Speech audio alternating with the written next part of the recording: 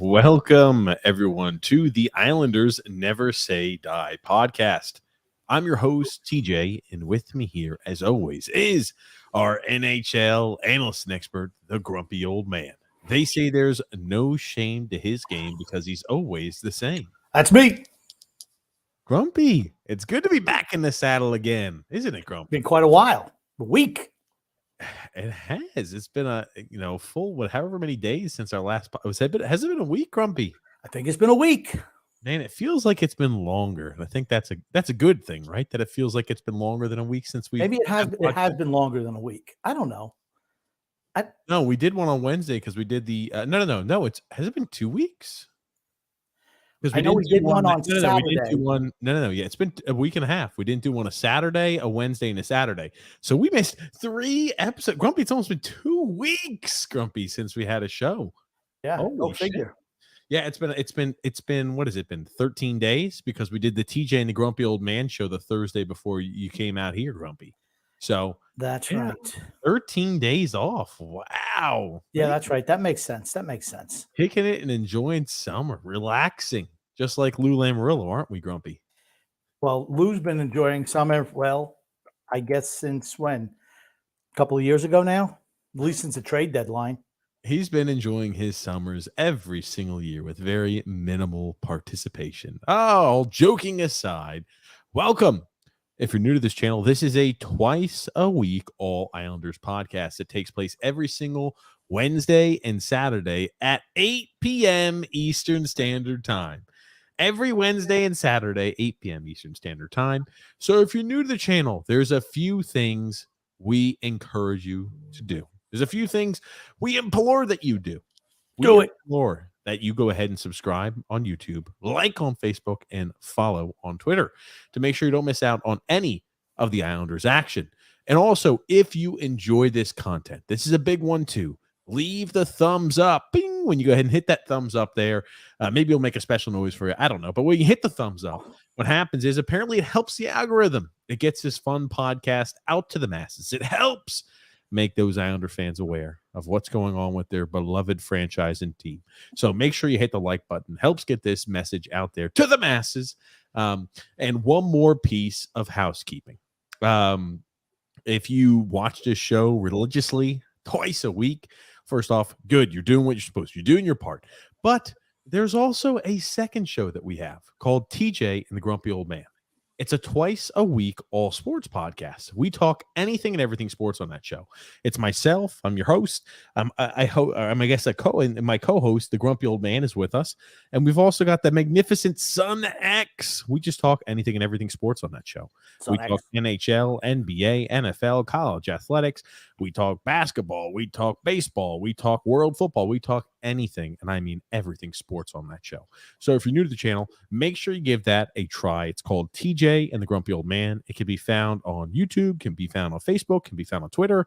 You could find it if you go to our YouTube homepage. You could scroll right down and say, oh, TJ and the Grumpy Old Man. Check out our other podcast, and there it is. Very true. I like it. There it is, Grumpy Old Man. So yes, make sure to give that a check. Absolutely. Give that a look-see.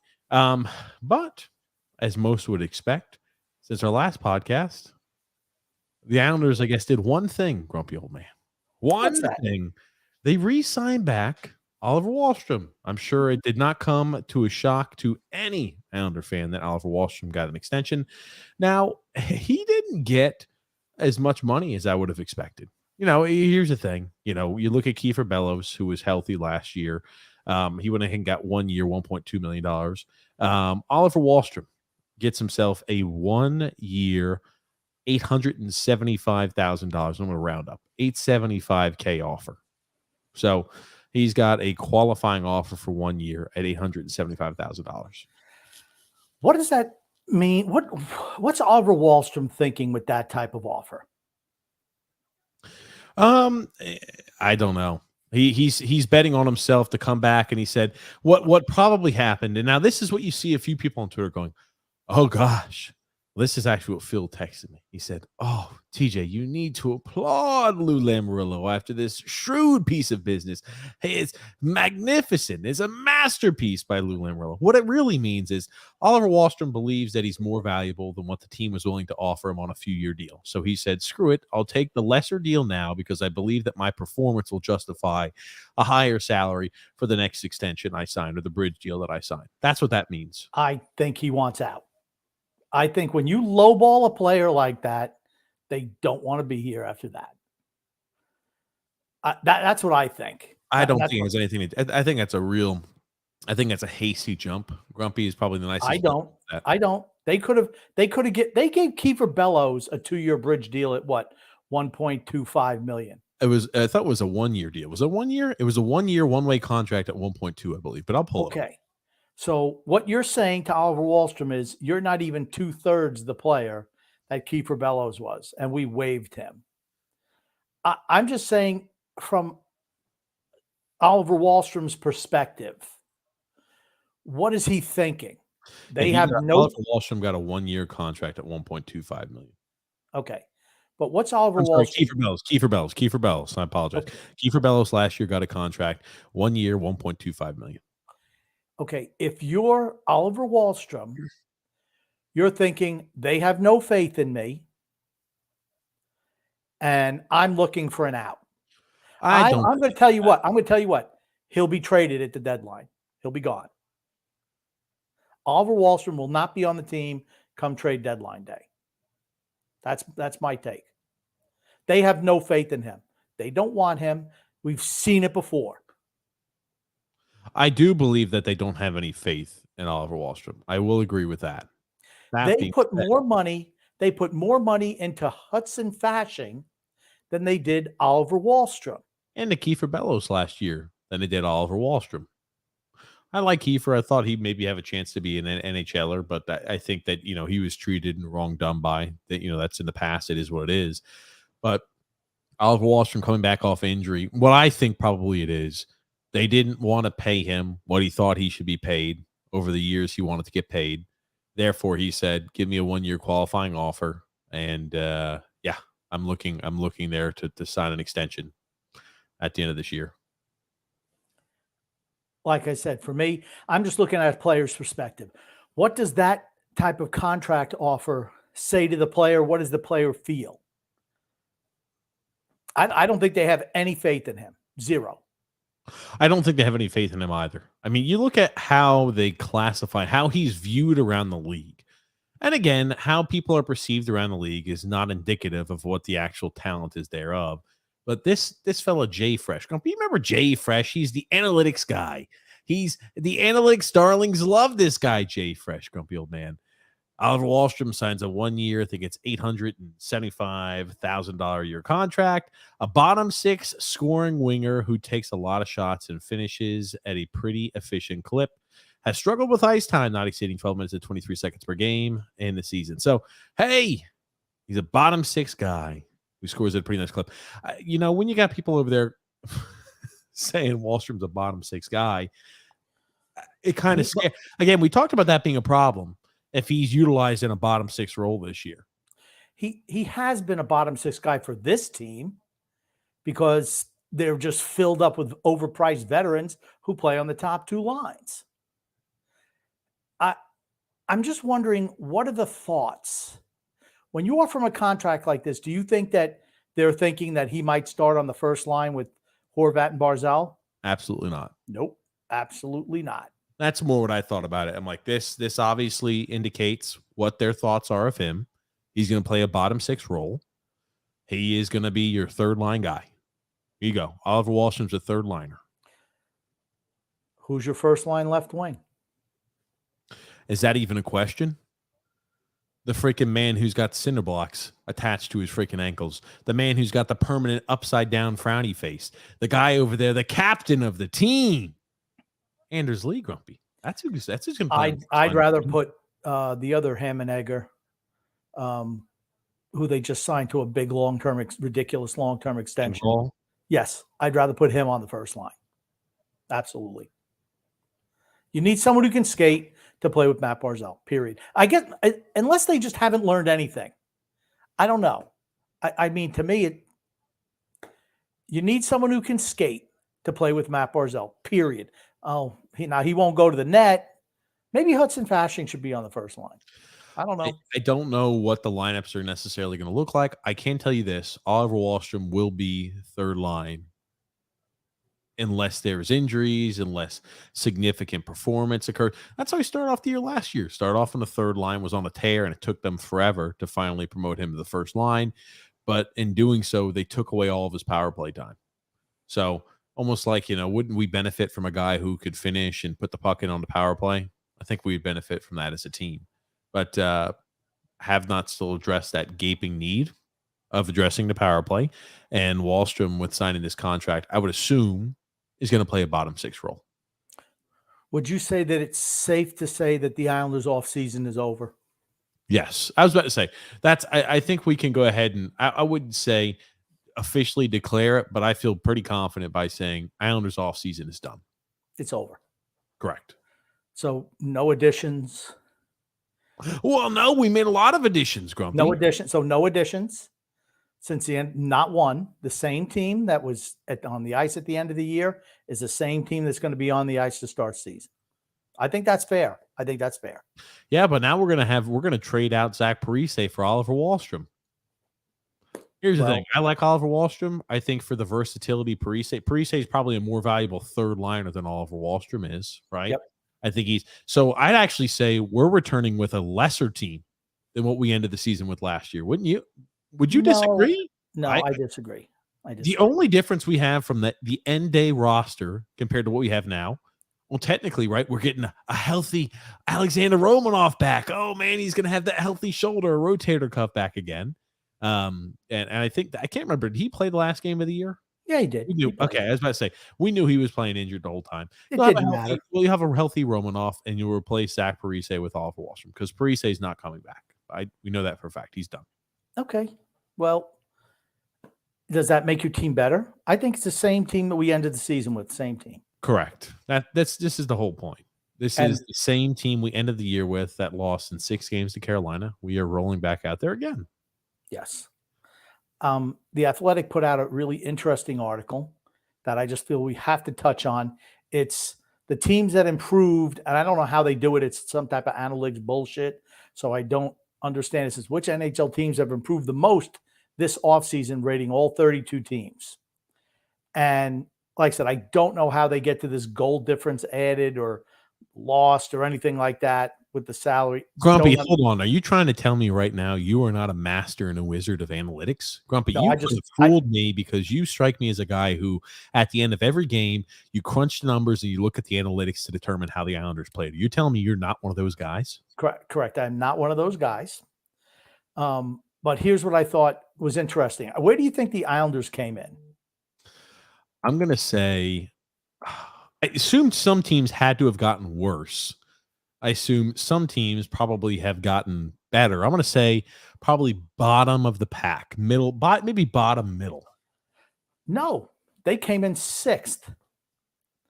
And now I do have a question with how they came about these numbers and I'll explain why they said the Islanders were 6th.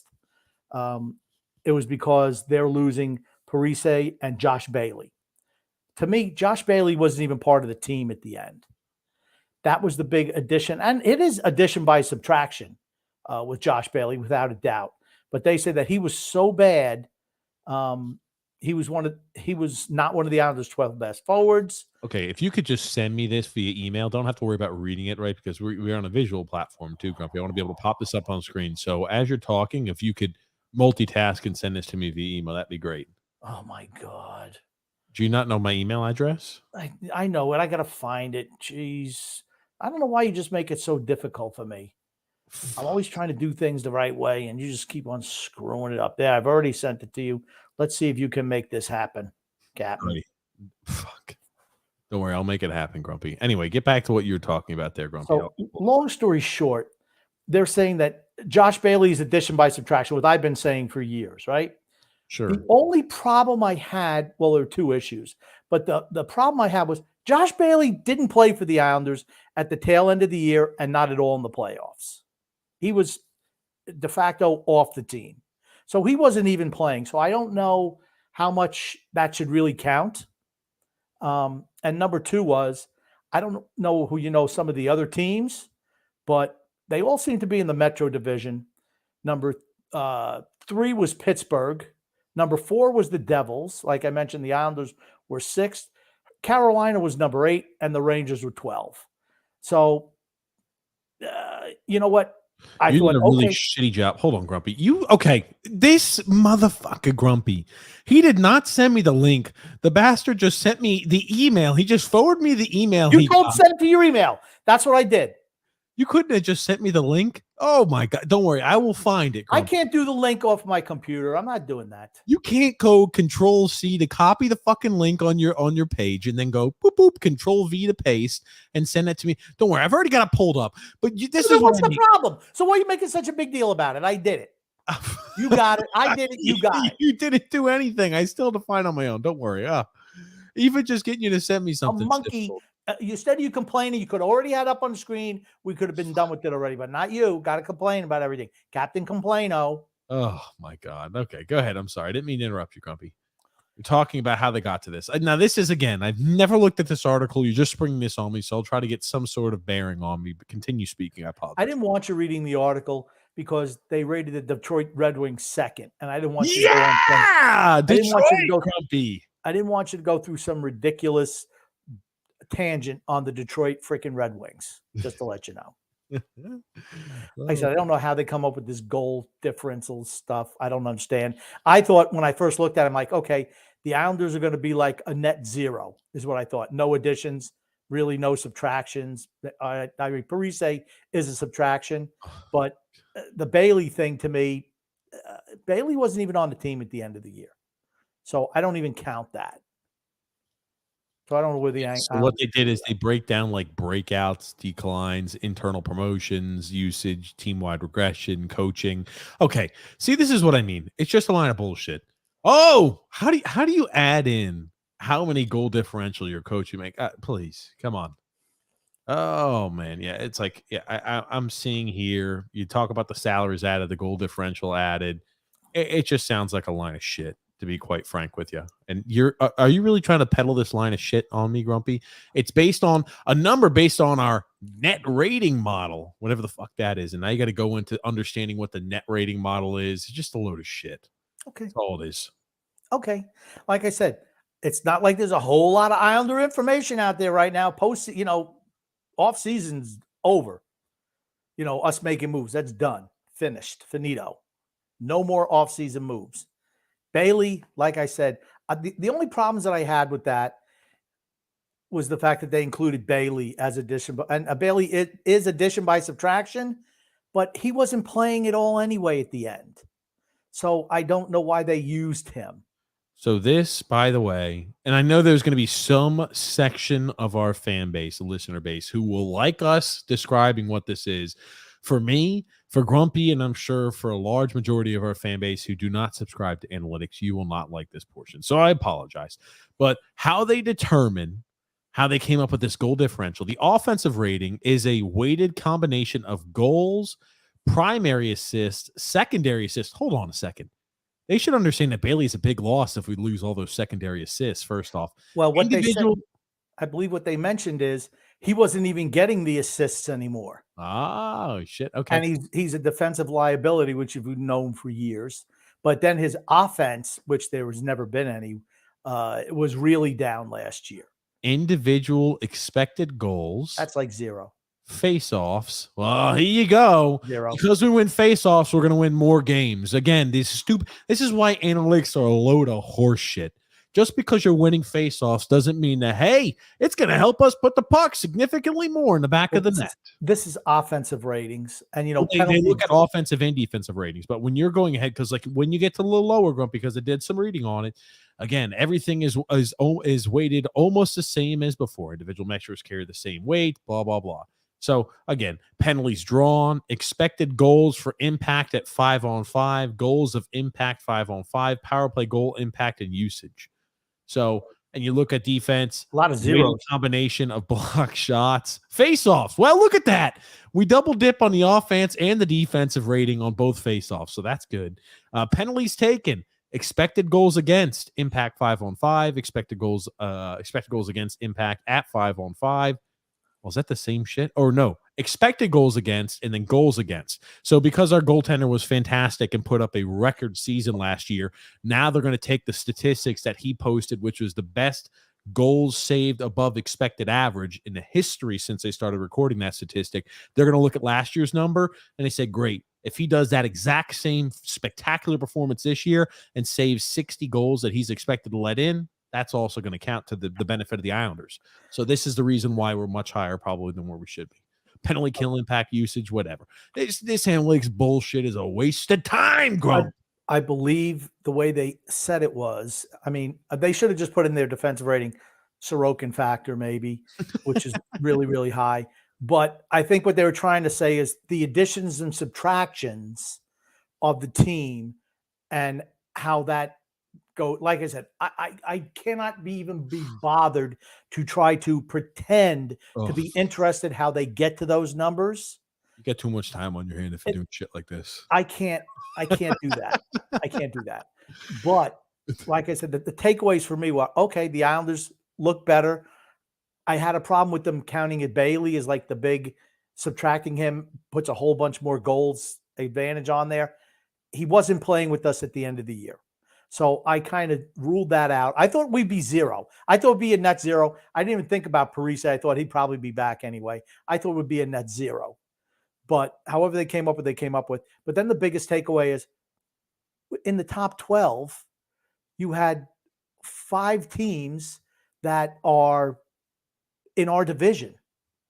So it's like, okay, I thought even if we have some type of advantage there, we really don't, because those other teams are right in that mix as well.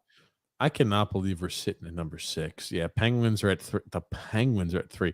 Okay, this is all you need to know. If you look at the Penguins offseason and say, hey, the Penguins had a great success in the offseason, the Penguins have had a miserable offseason. See, I don't think so. You've been listening to guys like Phil too much. Okay, they've re-signed back Tristan Jarry. Simple. Well, that's a negative. Okay, that's a negative. They have shackled themselves to one of the shittiest goaltenders in the NHL for 5 seasons. Okay, but what I'm saying is this goal difference thing. Jarry was shit last year. He'll be shit this year. We got it. They get no bump there. But then they go and explain, how Riley Smith is an upgrade over Jason Zucker, how Ryan Graves, everyone's kind of ripping Ryan Graves, but they feel that he's a better partner to put with Letang, which frees up Letang to do more things as opposed to having Dumoulin there. Dmitry Kuligov, that's an addition by subtraction. And then they said that the 3 forwards that they added are certainly much more net positive of the guys that they added. Now, here's the big thing that you see right here in this. Rumors swirling about Erik Karlsson. I'm going to let you know something that would be disastrous for them. There are 2 teams in the hunt for Erik Karlsson. Pittsburgh Penguins, Carolina Hurricanes. That's not good news for the Islanders. It's absolutely not. Regardless of what you think about Erik Karlsson, he's a guy who moves the puck out of the zone. He creates offense. He had 100 points last year. I know you don't like him defensively. Is he the greatest defensive defenseman? No, he's not. But you want to know something? He's a modern NHL player, and he was outstanding last year. Anytime I hear anybody shit talk Noah Dobson, the question is, what do you think of Erik Karlsson? What do you think of Cale Makar? Both struggle in the defensive zone much more, I'd argue, than Noah Dobson. If Noah Dobson played for a team like Pittsburgh or Carolina or Edmonton or Colorado, you wouldn't even look at his defense because they're never in their defensive zone. The Islanders are always pinning their defensive zone. Yep. So mistakes get magnified because you're there a lot more. You have a chance to make mistakes, and you're going to have more chances and opportunities coming your way because you're living in the defensive zone. Those teams play a modern NHL system where the Islanders are a little bit of a throwback, right? Let's be honest. Dinosaurs when it comes to stuff like that. Regardless of how much they try, they keep doubling down on the big physical defensemen to move out the puck, as opposed to the modern NHL is get guys who can get the puck out of the zone. That's what it is. Hold on. The Athletic has something extremely wrong here, Grumpy. You know what? I need to write into whoever made this article. They're saying the Islanders added nobody this offseason. Well, if you listen to Phil's, you listen to all these people on Twitter, all these people on social media, the Islanders have had many players to their team. This Athletic article is saying the Islanders have added no one. Grumpy, this can't be possible. We haven't added anyone. That's why whenever I listen to people, they want to go, well, it's from the beginning of last year. No, it's not the team at the beginning of last year. It's the team that ended your season. What is it now? What improvements have you made since the end of the season? Oh, well, if you go back 5 years, they added 6 new players. I don't give a shit. Who did you add from the end of the season? I can't, honestly, when I talk to people like imbeciles like that, Phil, when I talk to people like that, I'm like, dude, you can't flummox me with your double talk. We've added no one since the end of the season. No one. Absolutely no one from outside this organization has come in from the end of the season. No one. Those are just facts. You know what I always love is when they try to say, this is the best team that we've ever started out a season with. Oh, this team right here that we're. I remember watching the teams in the late 70s and the 80s. We had better teams to start the season. This is the best team we've started out a season with under Lou Lamoriello. If you wait, Grumpy, I'll get to the point, but you can't interrupt. But yes, you hear a lot of that. Oh, this is the best team we've ever lined up here under Lou Lamoriello, and this is a masterclass of an offseason. It's just like we hear that every single year, and it results in the same exact thing. Simple. Okay. They're idiots. People who say that are morons. Sorry. So you're saying this is the best thing. So coming off of a season where we squeaked into the playoffs and got beat by a really banged up Carolina team, who owns us, by the way, you're thinking that this is the best team ever. What about teams coming off of back-to-back Eastern Conference final losses to Tampa Bay? Weren't those better teams going into the season? I don't know. I guess these people don't think so. So if this is the best team ever, what's the expectations for this team? 10th place? No moves have been made. None. The expectation for this team is to barely squeak in the playoffs. I think the best case scenario is that we finish 4th in the division and we win a wild card spot. That is the best case scenario for the Islanders. The Rangers are not falling beneath the Islanders. The Devils are not falling beneath the Islanders. The Hurricanes are not falling beneath the Islanders. Can I just tell you what the Carolina Hurricanes treat the New York Islanders at? Like you ever come in, like you've been working out outside, let's say you're out there cleaning brush away in your backyard, it's muddy. They use the Islanders to just brush their feet off before they walk in the house. That's what we are never beating Carolina. Never. I hope I live long enough to see us beat Carolina in a season series. Carolina knows what the hell they're doing. I'm jealous. I'm freaking jealous. Yes, I'm jealous of the Carolina Hurricanes, without a doubt. If they get Erik Karlsson, I'm already picking them to win Stanley Cup next year. I've already picked them. They added Dmitry Orlov, which is a huge plus for them too this year. What if they bring in Karlsson? And you know my thoughts on Karlsson. I think he does a good job on the offensive side of the puck. Now, here's the thing. He might fit their style like a glove because they'd like to throw a whole bunch of shots on that. They'd like to control a lot of possession time. That's why their analytics, the one outlier is always the Hurricanes because they control possession and throw a whole bunch of pucks on the net. Well, I can tell you one thing. One guy who would definitely benefit from playing for a team that controls the puck a whole bunch and throws a lot of the pucks on the net is Erik Karlsson. And he had 100 points last year for San Jose. Yeah. What did he score? 300 playing for Carolina? I'm not sure how much. I will tell you this. The longer he continues to play and put up numbers like that, the unfortunate thing is he's going to be a Hall of Famer. You can't, as a defenseman, put up that many points and not make the Hall of Fame. It's that simple. And if he goes to Carolina, you could pretty much etch that in stone that he's making the Hall of Fame. Let's say he goes to Pittsburgh. Pittsburgh's playoff team. Pittsburgh's a playoff team if he goes there. No doubt in my mind. He's really good. I know you don't like him. I know a lot of fans don't like him. He's really good. He's really good on the offensive side of the puck. He's on the offensive side of the puck. He is superb. On the defensive side of the puck, he struggles, to put it nicely. And there's nothing wrong with that. That's the modern day NHL. That's right. That's right. He's not a stand in front of the net, clear guys. That's not what he is. But you know what? He's really good. He's a difference maker. He's a difference maker. Yeah. I want now, as people don't know, I'm going to see Oppenheimer tonight. Just to let you know, I'll give a full review on Saturday night. It'll be brief. Well, you give it on Thursday, Grumpy, on the TJ and the Grumpy Old Man show. What are you talking? Yeah, that's right. Maybe that's what I'll do. Honestly, anyone who listens to this show should at least subscribe and listen to the TJ and the Grumpy Old Man show. I agree with that, Grumpy. I agree. Now, I think Carolina is a solid squad. They're a solid squad top to bottom. Simple. And they're good. They're good. We're not, like, getting back to the point, though. Best case scenario for us, 4th place in the division. That's assuming Washington doesn't have a bounce back with a healthy Erik Karlsson. They had Erik Karlsson out from pretty much Christmas time for the entire rest of the season. John Carlson.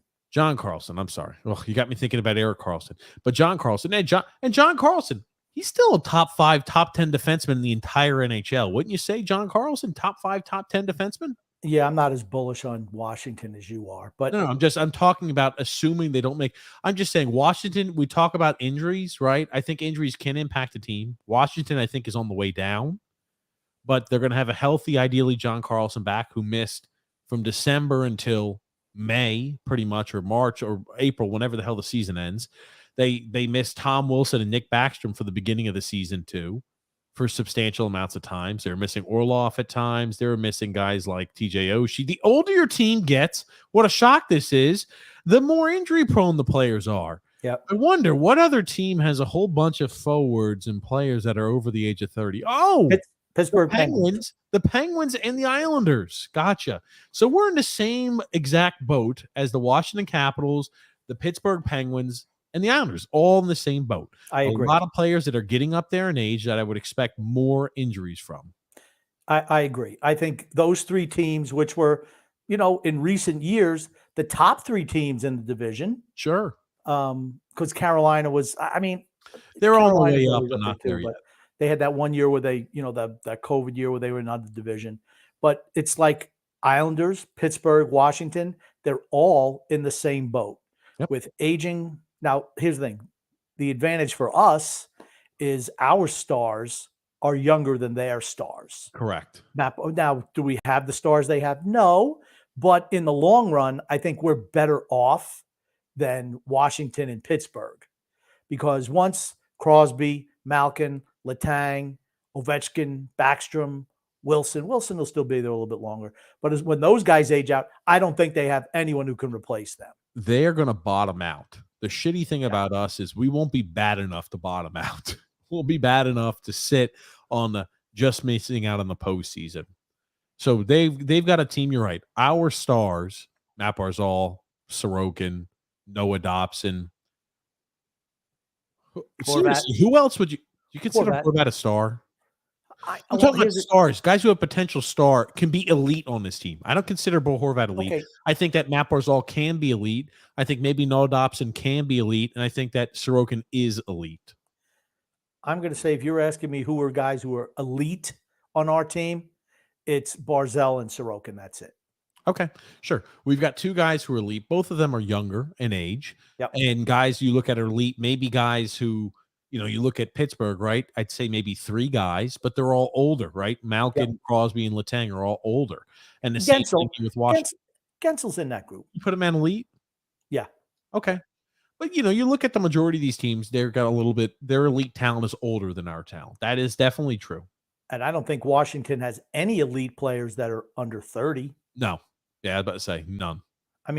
I think Wilson, and I consider Wilson elite for what he does. I consider him a really good power forward. Really good. He's almost 30 now, too. I thought he was 30 or 31. But I consider him elite for his position. But if you're talking elite, okay, Ovechkin, Carlson. 29. 29. Okay. But he's at that age where, okay, Backstrom, what does he have left? You know what I'm saying? No. I think Washington's in worse position than we are with that. But I think that Pittsburgh's still a little bit above us. I think Washington, it depends on how the guys bounce back. It depends on how guys like Sandin get integrated in. What are you going to see from Connor McMichael? Does he finally take a step forward? Does he work his way into the NHL lineup? Who the hell knows? I thought Washington had a fantastic draft 2 years ago. Fantastic. I love the guys like Ludwig Pearson. I love the draft that they had 2 years ago. Absolutely loved it. But those guys aren't ready yet. But now I will say one thing about Connor McMichael. If he doesn't stick this year, he's in the Simon Holmstrom boat. At this stage of his career on that team, you should be playing a little bit more. Yes, it's just like we talk about make or break years. I think this is a make or break year for Oliver Wahlstrom. I think it's the same thing with Connor McMichael. At least if you don't make the NHL roster, no shot. You flunked, in my opinion, in the league. And that's fine. Players flunk.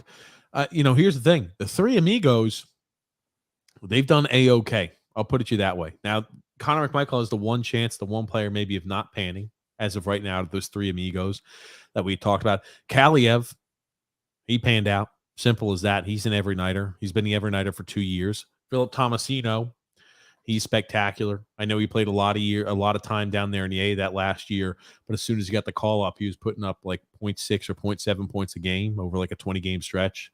He's done it. And McMichael, just what does McMichael do? And you look at what they did in Nashville. A lot of people are scratching their heads with what Barry Trotz has done. But what, in essence, he brought in a whole bunch of character guys, those culture guys. Sure. It tells me that a guy like Philip Tomasino is going to be getting a lot of playing time because of his talent level. Now, that said, Tomasino is a lot like Matt Barzal. How is Trotz? I mean, if he was coach, we know how he'd treat him. But as a GM, how is he going to tolerate some of those mistakes? But I would roll the dice on a guy like Tomasino today. Sure. Wouldn't you rather have Tomasino or Kaliev? Certainly, maybe not McMichael, but Kaliev or Tomasino as opposed to Simon Holmstrom at this stage? Okay, hold on. I'd rather have McMichael over Simon Holmstrom. Okay. Holmstrom is career to be. If you're asking me, would I rather roll the dice on a guy who could be a middle six or a top six guy in McMichael, maybe who hasn't done it yet, or would I rather take a surefire fourth liner in Simon Holmstrom? I'd rather roll the dice. It's the same thing like when I'm drafting. I'd rather roll the dice on a guy who could be a top six guy later on in the draft than, hey, this is a guy who's a real steady Eddie. He's going to go ahead and hustle out there every single shift. This is Jake Pavanka. He's going to play a bottom six role for you all your entire career. No, I'd rather go after a guy who maybe has a higher ceiling, that has a chance of being absolutely nothing, than a guy who's got a really, really low floor, but a pretty safe floor to where you're saying, great. I'm sorry, he's got a high floor, but a very low ceiling, like a guy like Pavanka, like your Matt Martins, like your Kyle Clutterbucks, etc. So, yeah. I mean, it's funny because I did, since we've been gone for a week, I did a little bit of research around the rest of the league. And, I thought, we talked with Phil. We talk with Phil all the time. Phil's a great guy. He's a maniac and he's a moron on his hockey takes, but a great guy. Great guy. And, he was telling me how bad Blake Wheeler is and what a mistake the Rangers made. I'm like, I didn't see it like I thought that was a big coup for them. And I'm like, okay, well, let's see what, professionals are saying. And they all tend to agree with me. None of them agree with Phil. Not a one. They all said, man, that's a great pickup for the Rangers. I felt it was as well. Is he the same player he was 5 years ago? No. But you know what? He still is a creator. He's a guy who can set people up. He's still a really good player. 65 points, whatever he had last year. And they think they took the captaincy off of him. I mean, that's a team that is in trouble. And I'm not going to say it was all Blake Wheeler's fault. But I think you're going to see a rebirth and a much better year for Blake Wheeler than we've seen the last couple. That's for certain. I think that's bad news for the Islanders. I would have loved him coming to the Islanders 1 year, $8.75 million. Think about that. Wouldn't you love to have a contract like that for a guy like that? I think I can make that work. Maybe we can make that work, Grumpy. Yeah. Yeah, it's oh man. Oh, it's just poor asset management again by Lou Lamoriello. But let's do this, Grumpy. Let's go ahead and get into our ad read here today. Okay. And then we're going to go ahead and start jumping in some comments because I know you're going to see that movie tonight, Grumpy. I want to make sure I'm excited. You're able to see it. Today's podcast is brought to you by DraftKings. New customers, download the DraftKings Sportsbook app and use the promo code THPN and bet $5 and score $150 in bonus bets instantly. Again, that's promo code THPN only at DraftKings Sportsbook. If you have a gambling problem, call 1-800-GAMBLER. In Massachusetts, call 800-327-5050 or visit gamblinghelpline.org. In New York, call 877-8-HOPE-NY or text HOPE-NY. And HOPENY is how the real OGs know it, Grumpy. In Kansas, call 1-800-522-4700 on behalf of Boot Hill Casinos and Resort in Kansas. And West Virginia, if you have a gambling problem, call 1-800-GAMBLER or visit www.1800gambler.net.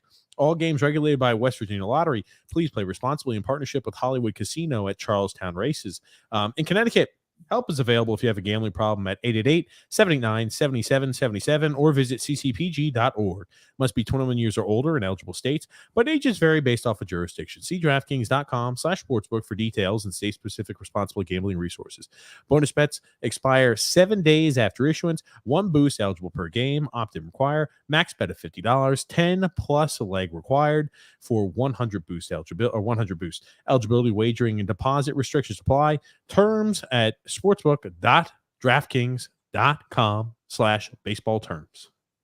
Woo. Okay. Man. Exciting.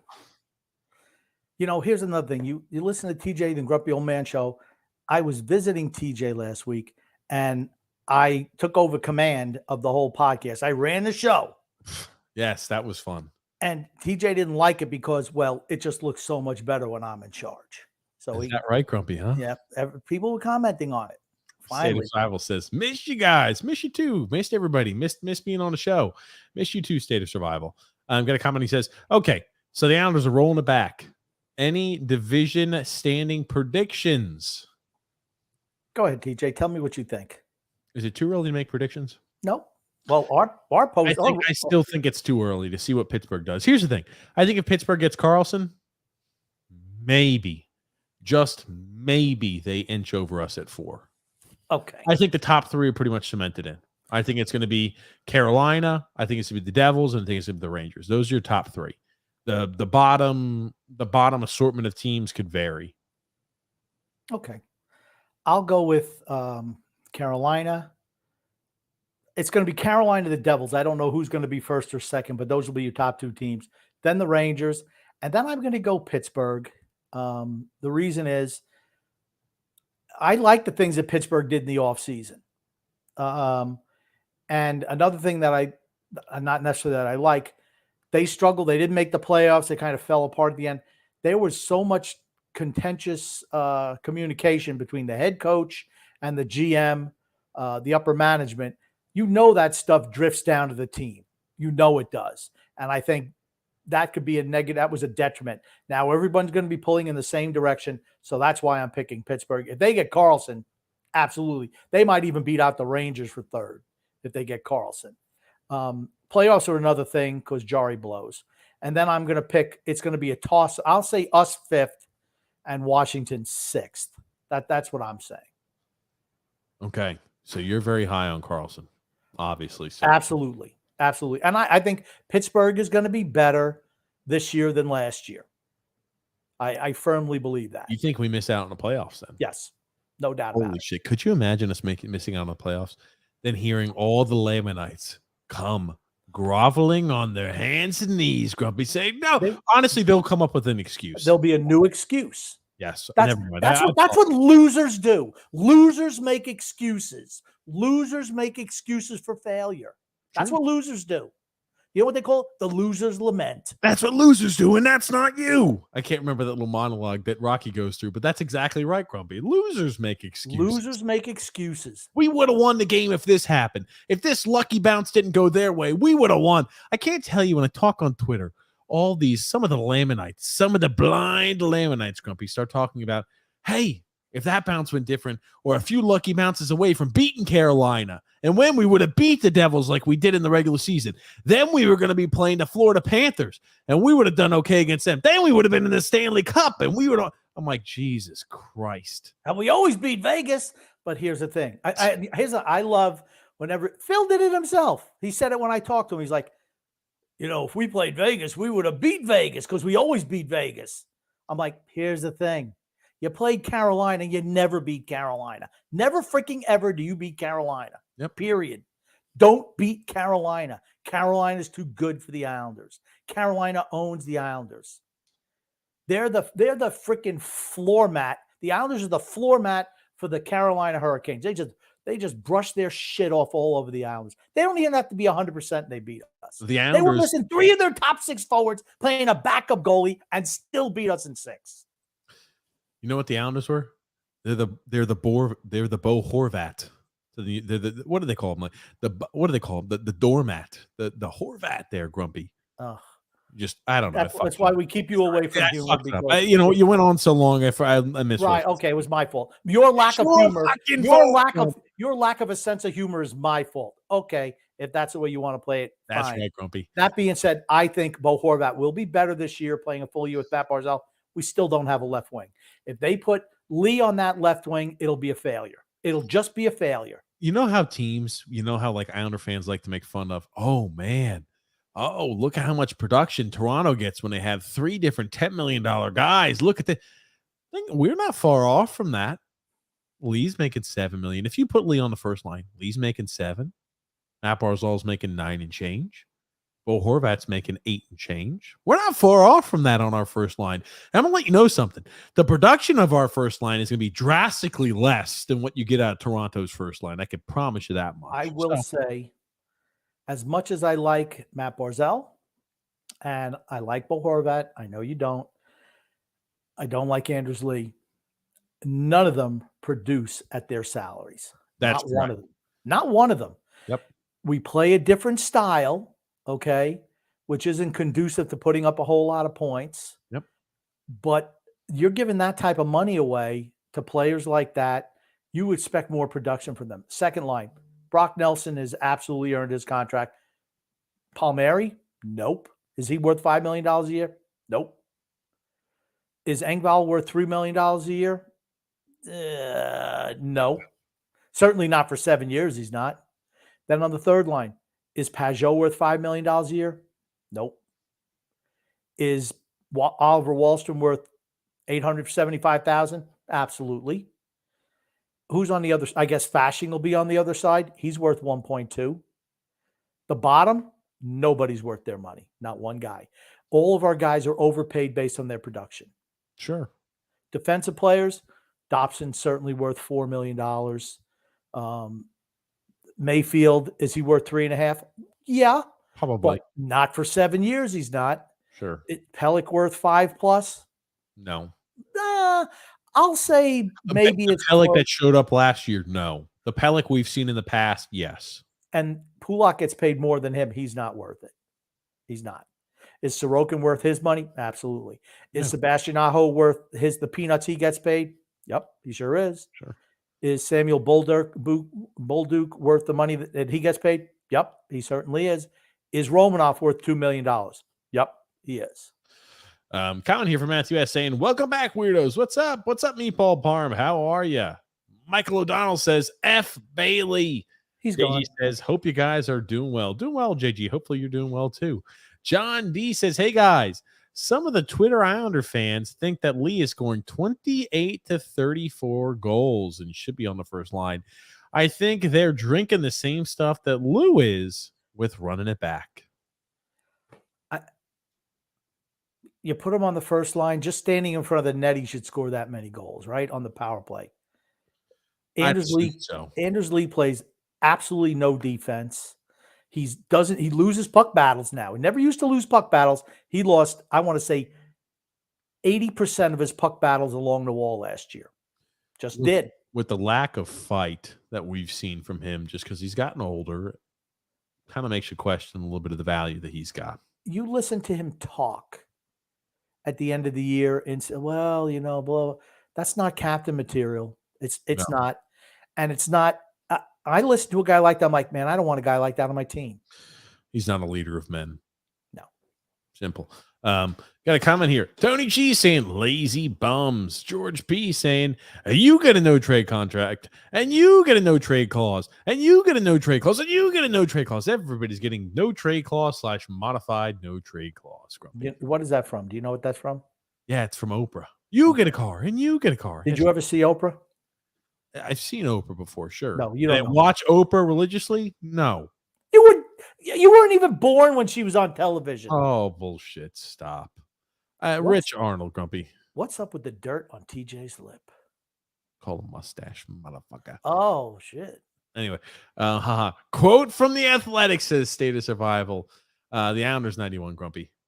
Horvat has got to step up. Better have a good offseason workout plan going. Hopefully the family is there. That was, he was making excuses for his poor performance. Whatever. I don't want to hear any. I don't want to hear excuses. Excuses are for losers. Coffee's for closers. Excuses are for losers. Sorry. You're not wrong.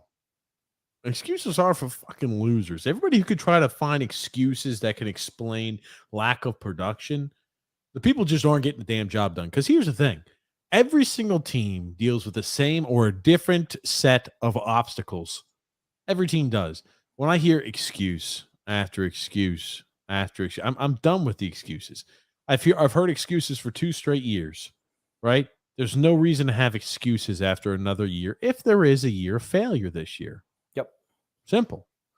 State of Survival says Bailey has dropped to well below replacement level, and the Islanders are one of the league's most improved teams this offseason simply by virtue of no longer having to regularly put Bailey in the lineup.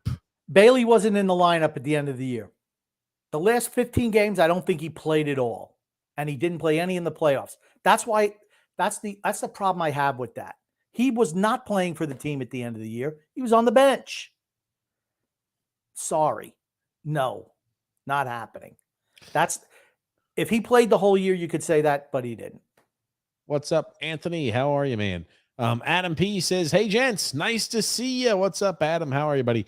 Scott L says, with Brent Thompson. Oh, yes. Let's talk about this. With Brent Thompson finally going from Bridgeport and taking a position in Anaheim, do you think the new head coach of Bridgeport can and will finally start to develop some young forwards properly? That's right. That happened. We were going to. Brent Thompson took a new job and became an assistant for the Anaheim Ducks. Now, it's funny. You listen to how the Lamanites start twisting this. Oh, man. Lou finally got rid of Brent Thompson. Woohoo! He's finally gone. He didn't get rid of Brent Thompson. Brent Thompson took a new job, which I would consider maybe a promotion. Maybe a promotion? He's an assistant coach in the NHL. He's not in the minors. It's absolutely a promotion. Okay. Sure. And a promotion to the NHL, to an NHL assistant. I'd say a promotion. And what did we do? We chose Mr. Internal Hire as our new head coach. I have no idea who the hell it is. Kowalski. No idea. All I remember is his last name. Another guy who's been there for 10 years. How about a breath of fresh air? I don't know. Unless they change up the roster, I don't expect anything to change. Storm Chase Mike says, howdy, teaching the grumpy man. Good evening. And nobody can beat the length of absence as Lou and the Lamanites. Lamanites. There it is. Bailey equals addition by subtraction. That's true. Yep. State of Survival said, oh my God, this intro is killing me. Anthony Lena says here, I'm going to make that trade. Trey Pajot, Martin, and Clutterbuck. Got to go. And bring up the youth to speed. Casey goes to the third line. We're not making any trades, Anthony. Sorry. Yeah, I'm sorry. That's it. Get used to this team. Same team as last year, the year before that, year before that. Same guys. Where does Wahlstrom fit on his team? Third line. And the unfortunate thing is he does not have a skill set of a third liner. No. You're going to want him to focus on back checking and throwing the body. His most skilled ability is putting the puck in the back of the net. And again, it's almost the same exact issue we used to have with our old head coach, Barry Trotz, trying to fit square pegs into round holes. Organizationally, we've said, well, there's nothing else we can do but force this square peg into a round hole now via Lou Lamoriello. I don't understand why they don't see it. Honestly, it's baffling to me. Pony Curtis said, boys, they caught Rex Herman. No idea who that is. He was a guy, he's a serial killer out on Long Island, out in Farmingdale region. Really? Yep. That just got done recently. Like yesterday.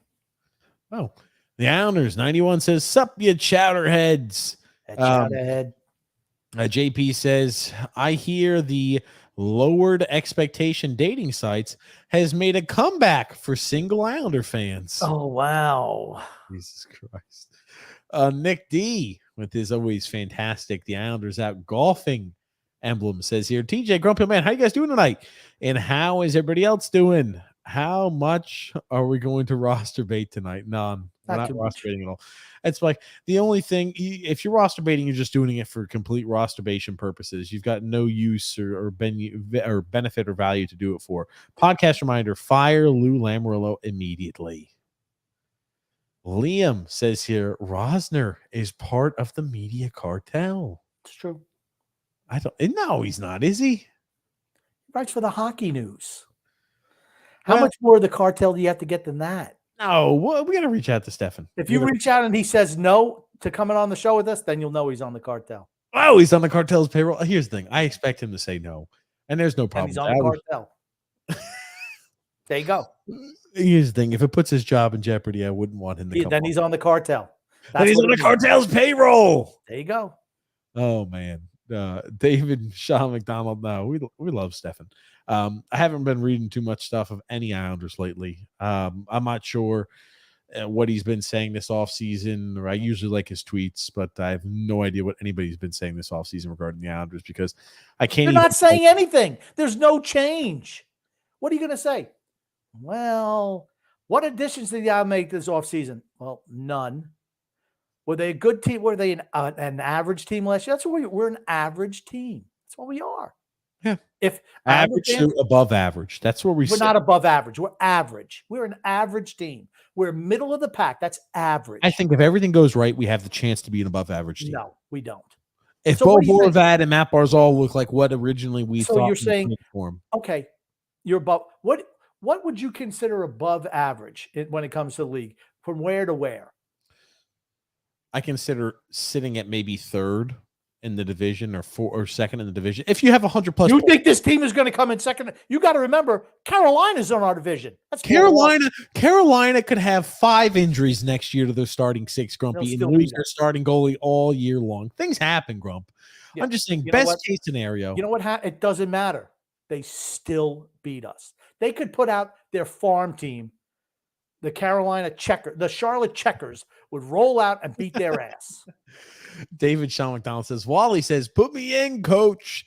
I'm ready to play. My little brownie said they also signed back Jacob Skarek.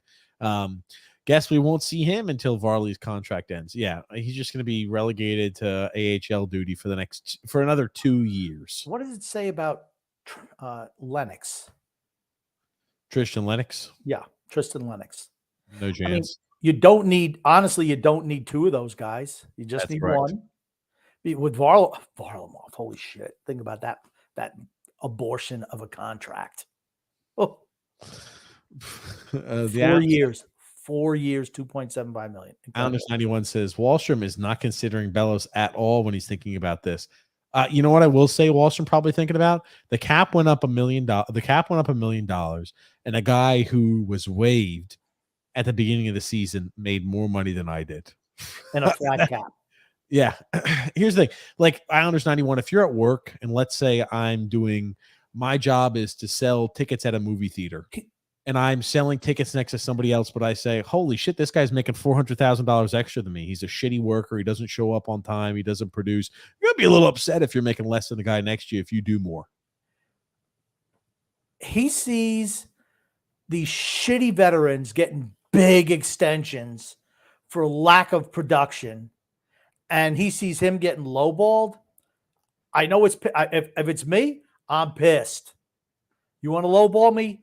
Fuck you. Trade me. Anthony Ritchie says, bye-bye, Wally. Islanders 91 says, good, trade him then. He's had no value. None. And that's when the Islanders do trade their guys. They wait till they have no value, then they move away. Yep. Yeah. Nick D says, D-Cut, your last phone call about Lou being lazy is bullseye. It's a bullseye. Fuck Lou Lamoriello. Nick D also says here, do you think that Wahlstrom lights it up when he plays with Barzal and Horvat? He's not going to be playing with him, unfortunately. Maybe he'll get a few chances. The one thing I do like, this is what I will like about Lane Lambert at the beginning of the year. That son of a bitch hits the damn blender so frequently on his lineups that the likelihood that Oliver Wahlstrom will just happen to find his way on a line with Matt Barzal and Bo Horvat is likely, perhaps. I don't understand anyone says Bellows never showed NHL potential, failed a drug test, and it's on him. He wasn't misread. Okay, I understand anyone. Who gives a shit if you fail a drug test? I can give two fucks if a guy failed in the what was considered that time period the offseason. I can care less if a guy fails a drug test. No care at all. If Quentin Wilson for the Jets failed a drug test, do you think they're going to say, hey, Quentin Wilson, see you later. Pack your bags. We're sending you down to the practice squad. Who the hell's Quentin Wilson? He's a D tackle for the Jets. Quentin Williams? Quentin Williams, whatever. I'm not a Jets guy. I'm trying to. Well, then don't say Quentin Wilson. Who the hell's Quentin Wilson? Is he a guy down on the street corner somewhere? Yeah, Quentin Wilson, Grumpy. He's at your local Kmart. Oh, okay. My point being, I don't care if guys fail. Here's my problem. He showed sparks when playing with Matt Barzal. He did. Yes. And you know what? Well, he's a bad skater. He fits right in with the rest of this team. Not a problem there. He looked like he had plenty of juice when he played on the top line. That much I'll tell you. They never gave him a legit shot. That's my problem with the Islanders. They never give the young players a legit shot. Give him, and I said the year we weren't making the playoffs, play Bellows the last 40 games, give a major run to see if he's part of the solution. Refuse to do it. That's on them. I'm sorry. You got to give them a shot. It's Quentin Nelson, not Quentin Williams or Quentin Wilson. Quentin Nelson. Who the hell is he? The D tackle for the Jets. So I fucked up. Quentin Nelson? I never even heard of him. I think it's Quentin Nelson. You're wrong.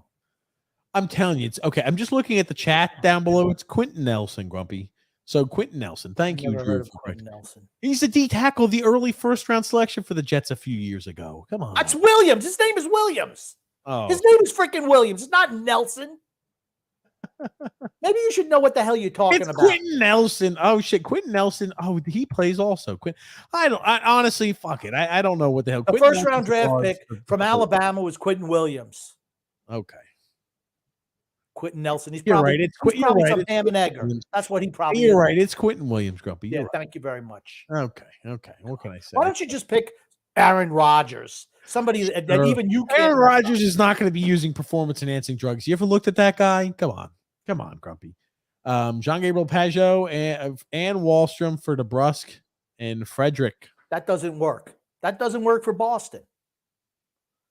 That absolutely does not work. Why would Boston do that? Here's the thing. Boston, if they sell DeBrusque, just had a huge bounce back here.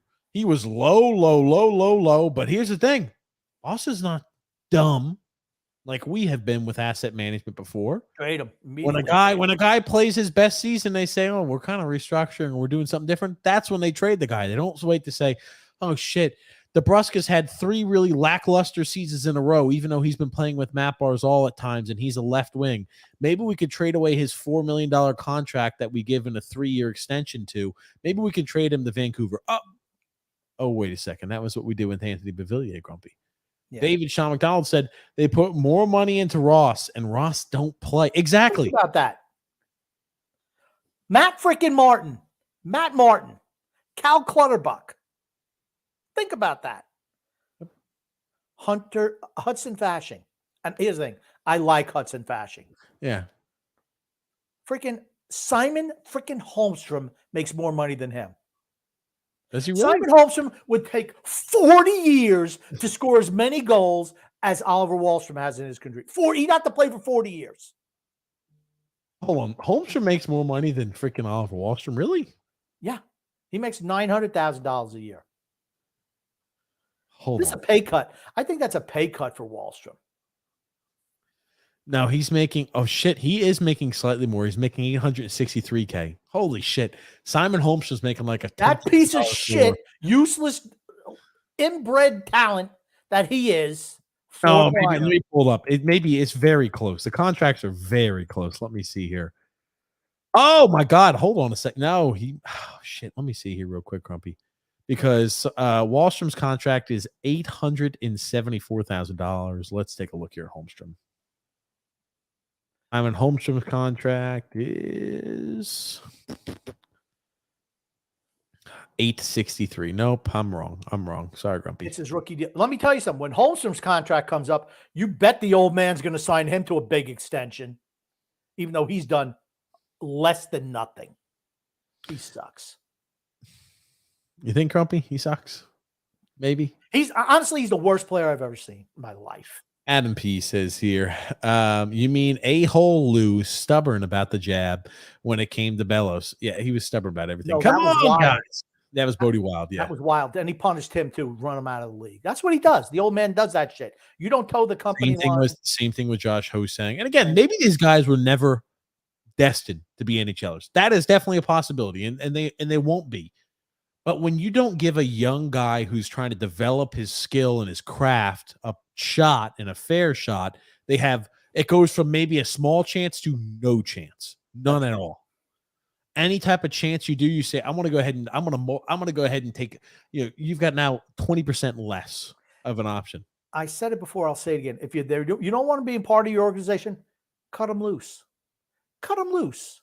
Why keep them until there's they're potentially, they have no shot. Teams aren't going to look at them anymore because of their age. Why would you do that? Just cut him loose, because he's a vindictive old bastard is the problem. D-cut, Grumpy.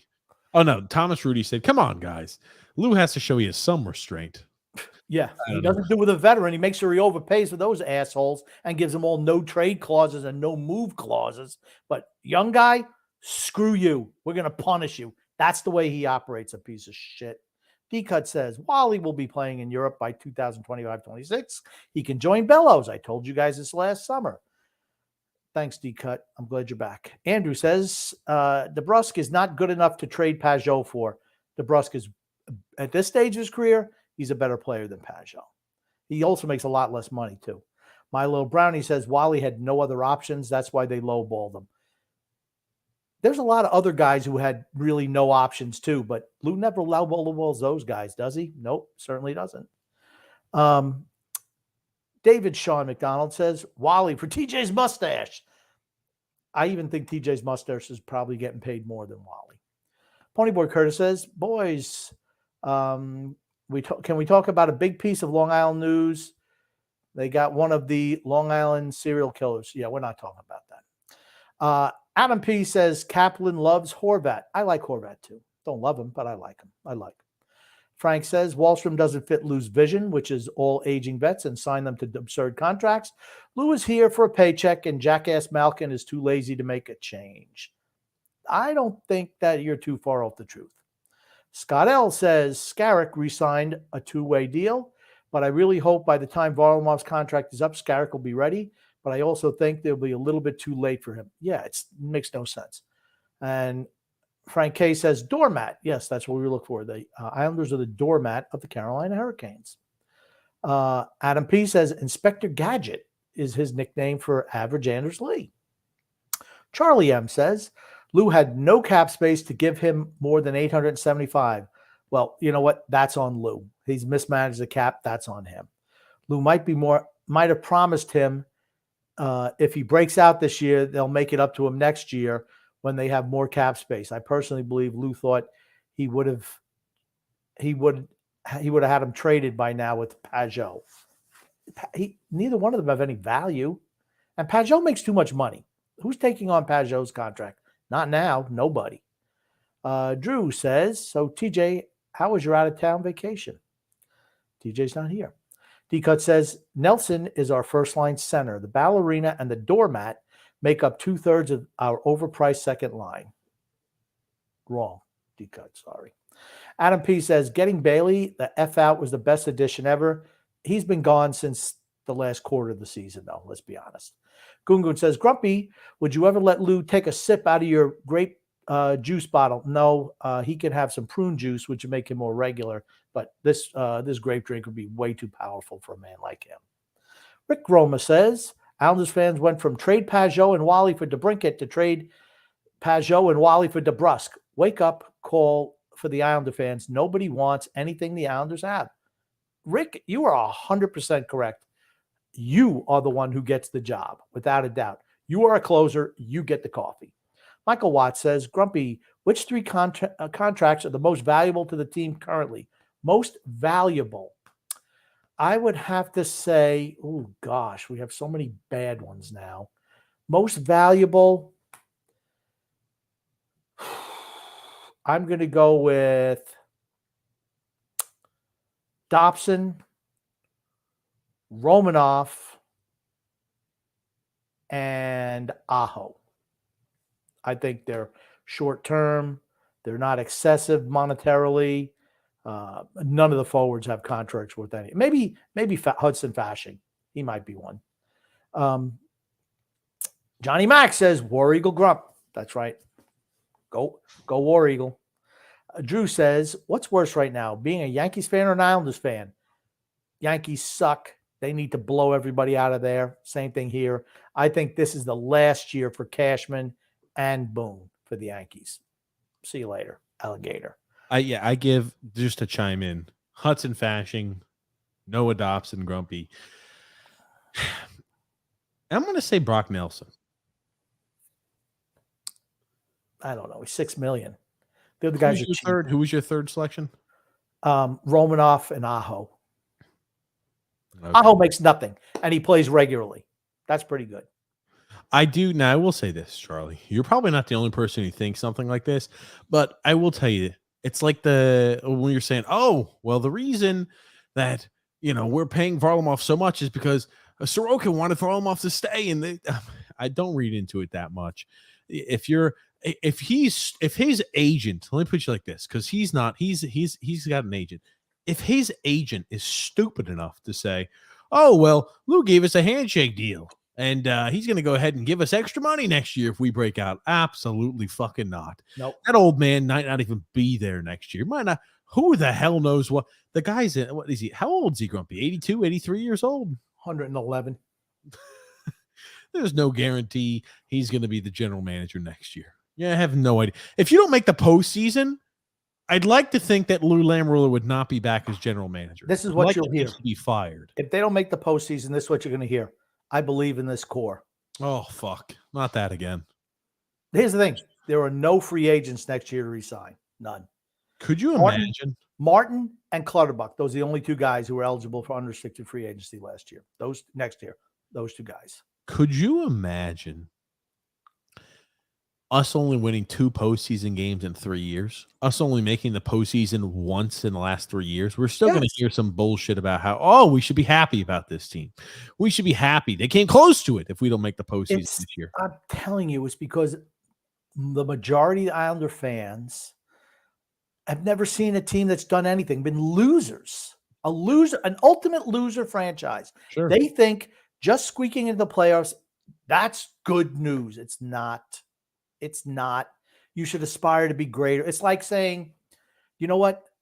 I want my life just to be good enough where I can walk down to the bread line to get food. I'm happy if I'm competing in the Olympics. I'm just happy maybe getting on a podium. I'm just happy competing in the Olympics. No. Fuck no. You want to win the goddamn gold medal. I'm just hoping to get, if you're like a sprinter and they have like 10 different races for qualifying, you're happy if, hey, I got out of the first round of qualifying. I know there were 4 more rounds before the finals, but hey, I'm happy I got out of that first round. I was able to run next to Usain Bolt as him and 10 other people blazed past me. I made the final heat where I made the final 12. Yeah, that's exactly what it's like. It's celebrating that. I made the final 64. Woo! It's like going into the NCAA championships and saying, hey, I lost in the first round to the number 1 rated seed of the Carolina Hurricanes. It's like saying I made the NCAA tournament. I'm excited. This season was a success. Well, here's the thing. The more you make it, the expectation is you do more than just make the NCAA tournament. Johnny Mack says, War Eagle, Grumpy. We already did that. Oh, sorry. Did you read this? Already did that. Okay, well, shit. Hey, when you're gone, comments get read. We move along here. Watch Wahlstrom get traded and become a very good player for his new team.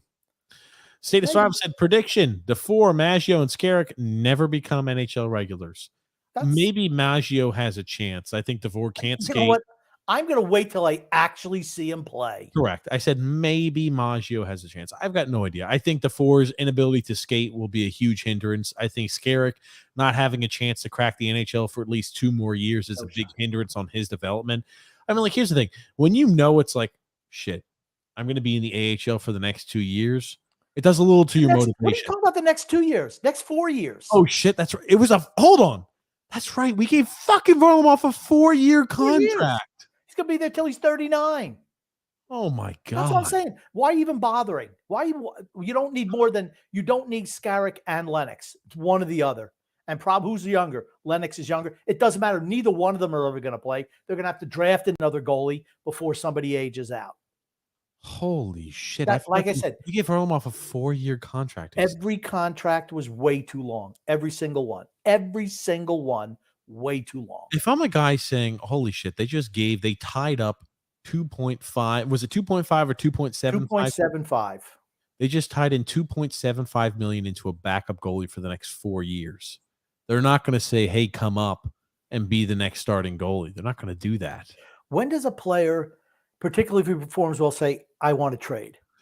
As a guy like that, you just lose a little bit of you lose the motivation. Yep. You want to be a starter, but I'm like, holy shit, this team owns my rights. And now I'm in a situation where I have no chance. They're not going to give me. Why the hell would they give me a chance over Varlamov? They're paying the guy $2.75 million a year. You think they're just going to sit him on the bench? We've talked about this before. When there's no chance to elevate to the big roster because everyone signed the long-term deals, what it means you're not going to try. It's like, I got no future here. And that's why I think a lot of the young players, we don't have a whole lot of young players, but I guarantee you that's what they think. It hurts the psyche of a young athlete. Let's say Maggio or DeFore blow it up this year. Ishikov did last year. Did he get a sniff? Nope. Who are they going to replace in the lineup? Everyone signed the long-term deals. Everyone. Hey, maybe next year they could come on and be a fourth liner after we don't give. Oh, wait a second. We're probably going to give Matt Martin and Cal Clutterbuck extensions, aren't we? There's no way they extend them. Honestly, they're not going to. I cannot imagine them re-signing a guy at 36 and 34 years old. I can't imagine it. Islanders 91 says Debrincat wanted to go home to Detroit. Islanders were never close. Otto's general manager said it was basically just him and Yzerman negotiating the whole time. The Islanders had nothing to trade to Ottawa that they wanted. Those are just facts. Just come to the realization that the crap on this roster has no appeal to any teams. Whenever we make a trade, who do they look for? Do they look to any of the core guys? Nope. They look at young guys. So much so that now the Islanders don't have any young guys left. Wahlstrom and Dobson, the last two. And I don't think they're trading Romanov because that means he'd be admitting failure for trading the 13th overall pick for Romanov. Yeah. Now, here's one, too. Status Rival said, I think we could have used Sonny Milano. Here's the thing. We could have if our team was not loaded with bottom 6 players, where we had every single bottom 6 contract available signed. Could you imagine if we didn't have guys like Cal Clutterbuck and Matt Martin here for last offseason? If we had a spot available, we could have absolutely used him on a vet minimum, Sonny Milano, like where he signed with Wild. He was a hometown kid. But because our team is filled with freaking finished vets in the bottom. Fat cats. They don't care. I swear to you, I don't think they care if they win or lose. It's not like we're just going through the motions, but it's like if they win, they win. If they lose, they lose. They're not going to lose any sleep over it. Anders Lee, absolutely. And that's your captain. Mr. Janspan says, put Wally on the first line. He won't be, unfortunately. Not with the way they're paying him. He's a third liner. Rick Roma says, Wally and Jean-Gabriel Pageau are not desirable assets around the league. That's the bottom line. Yeah, I agree. They're not right now. Yep. Gungun says, TJ, have you ever considered getting an Islanders tattoo? No. You could not pay me enough money to do that. I'd never get a tattoo, let alone an Islanders tattoo. State of Survival says, I want Durando on the first line. Well, he's a guy, no matter how well he plays in Bridgeport, will never have a chance until maybe next season. I agree with that, jabroni. Says Islanders 91. Noah W says here, Grumpy, do you think that Casper the Friendly Ghost gets a roster spot? Third line left wing? No. TJ, pull the string on a trade request. I didn't even look at it yet, Johnny Mac. I'm guaranteed it's a bad trade request. Oh, Grumpy. I can guarantee it. Oh, Grumpy, come on. Come on, Grumpy. They're not that bad, are Johnny they? Mac is hoping that he catches me on a day I have a stroke so that I would accept his horrible trade requests. Ponyboy Curtis says, boys, what do you think of old Patty the Rapist Kane taking the year off? Oh, Patrick Kane's taking a year off? I didn't think he was taking a year off. I thought he was going to wait until if he takes a year off, he might be done. I think if he takes a year off, he's done. It's hip resurfacing is a big surgery. A really tough surgery to come back from for hockey players. You can't have 1 foot in the water, 1 foot out. You got to be fully committed to the comeback, or that shit ain't happening. Simple. If he takes the year off, he doesn't come back. I'm going to go out on the limb and say that. Ponyboy Curtis says here, I saw Josh Bailey in a gangbang cuckold video. God. Adam P says, Bailey is not part of the team at the end of the season. Isn't the issue. He's a contract anvil shackled to the Islanders' ankle off of a rowboat in a shallow river on a foggy night. He's dead weight for a full season. No, not when they were talking about his value as a player. It had nothing to do with contract. The contract was bad, but the contract wasn't okay. It was bad because Bailey sucks. yes. But it was just $5 million for 1 more year. That wasn't the issue. The issue is he can't play. I understand. Anyone said, go take your favorite CD, turn it sideways, and stick it right up your candy ass. Oh God, is that little rock reference? Charlie M says a hard no for me on the rumors of DeBrusk or Nylander. Nylander, I'd take a run at. I don't think we have anything that Toronto wants, but if we get Nylander, absolutely. Brian P says Nelson takes it deep. Oh gosh. State of Survival says here the Metro Division just got more stupid with the addition of Mitchkov and Fantilli. Maybe stupid in a good way? Question mark? Yes. Okay. I don't think they make a difference this year. Not this year. Now, here's the thing. Columbus, if they don't fuck shit up, does have the ability and chance to be good long term. Yeah, they're ways off yet. I know. I'm just saying. Down the road, 3 years from now, that's a team that could be well assembled. Fantilli should be playing for them from day one. Yeah, I'm just saying, guys like Joseph Kent, guys like that, you expect to continue to step in and play a role. Andrew L said, you guys should do a Puck Dooku every stream. What the hell? Since the off season, and there's nothing better to do with this team. It's like immaculate grid for hockey. I don't know what Andrew's even talking about. I don't know what an immaculate grid is either. I'm confused. I second that. Okay. And for TJ and the Grumpy Man Show, do an immaculate grid. What's the immaculate grid? Somebody's got to explain that to me. That was Andrew. He doubled down on the immaculate grid. Punter says Jessica Alba, Gwen Stefani in her prime. Jessica Alba, right? Absolutely. Yeah, not even a question. Tony Cheese says, I always thought Drew was the Long Island serial killer. Oh God. Yeah, but he's living down in Florida, so yeah. Might see more of Bolduc this year. I'm fine with that. Yeah, I'm fine with it too. And wouldn't that just be? It would be almost poetic that our defensemen are nice and young, and the guys are stepping up maybe where they can make an impact, but our forward group will just be freaking just in shambolic to say the least. LOL. TJ has been detained by Grumpy's failed email or detailed by Grumpy's failed email. Now I'm getting it. I'll just give him Grumpy shit. Adam P says here again, Bailey not being on the team for an entire season is relevant. He is the clog in the pipeline the entire season. No, he wasn't. He didn't even play at the end of the year. This is the problem with that thought process that, oh, it was just Bailey. He was the issue. He was not just the issue. There's a lot more than one player being removed fixing the issue. And there is. And you're right, Grumpy. He was done. He was not playing at the end of the year. Is 100% right. Parise is more of a loss in that regard than Bailey. Bailey was done. Bailey wasn't even part of the team at the end. He's sitting up in the bleachers. Parise is the guy. And you're going to say Wahlstrom. Wahlstrom probably beats out Parise, right? If Wahlstrom takes Parise's spot, he's certainly better than damn Holmstrom is. Grumpy comment here from Gungun. I've never even heard of Jacob Skarek until the other day. Is he any good? Skarek. Who the hell knows? Doesn't matter. He's never playing for this team. Yep. Grumpy, has Sunex filled the fridge up yet? Absolutely not. He came over here twice and did not fill the fridge either time. He took some orders out of there, though. Really? He came over twice and didn't fill the fridge up? Every time he comes over, oh, you mind if I take a water? The warden says, go ahead, X. Go take one. It's okay, son X. Islanders 91 says here, Skarek. He's not Sorokin. Not even close. The only thing that they have in comparison is that both their names start with an S. That's it. Ryan P says Martin and Clutterbuck should be the next ones out. Yeah. This will be it should be their last year this year coming up. Drew said, by the way, TJ, I'm curious, did you ever reach out to Chris Potter? No, I need to reach out to people. I haven't done any of that. We've got to get Greg on it. There's a lot of things I got to get lined up, Grumpy.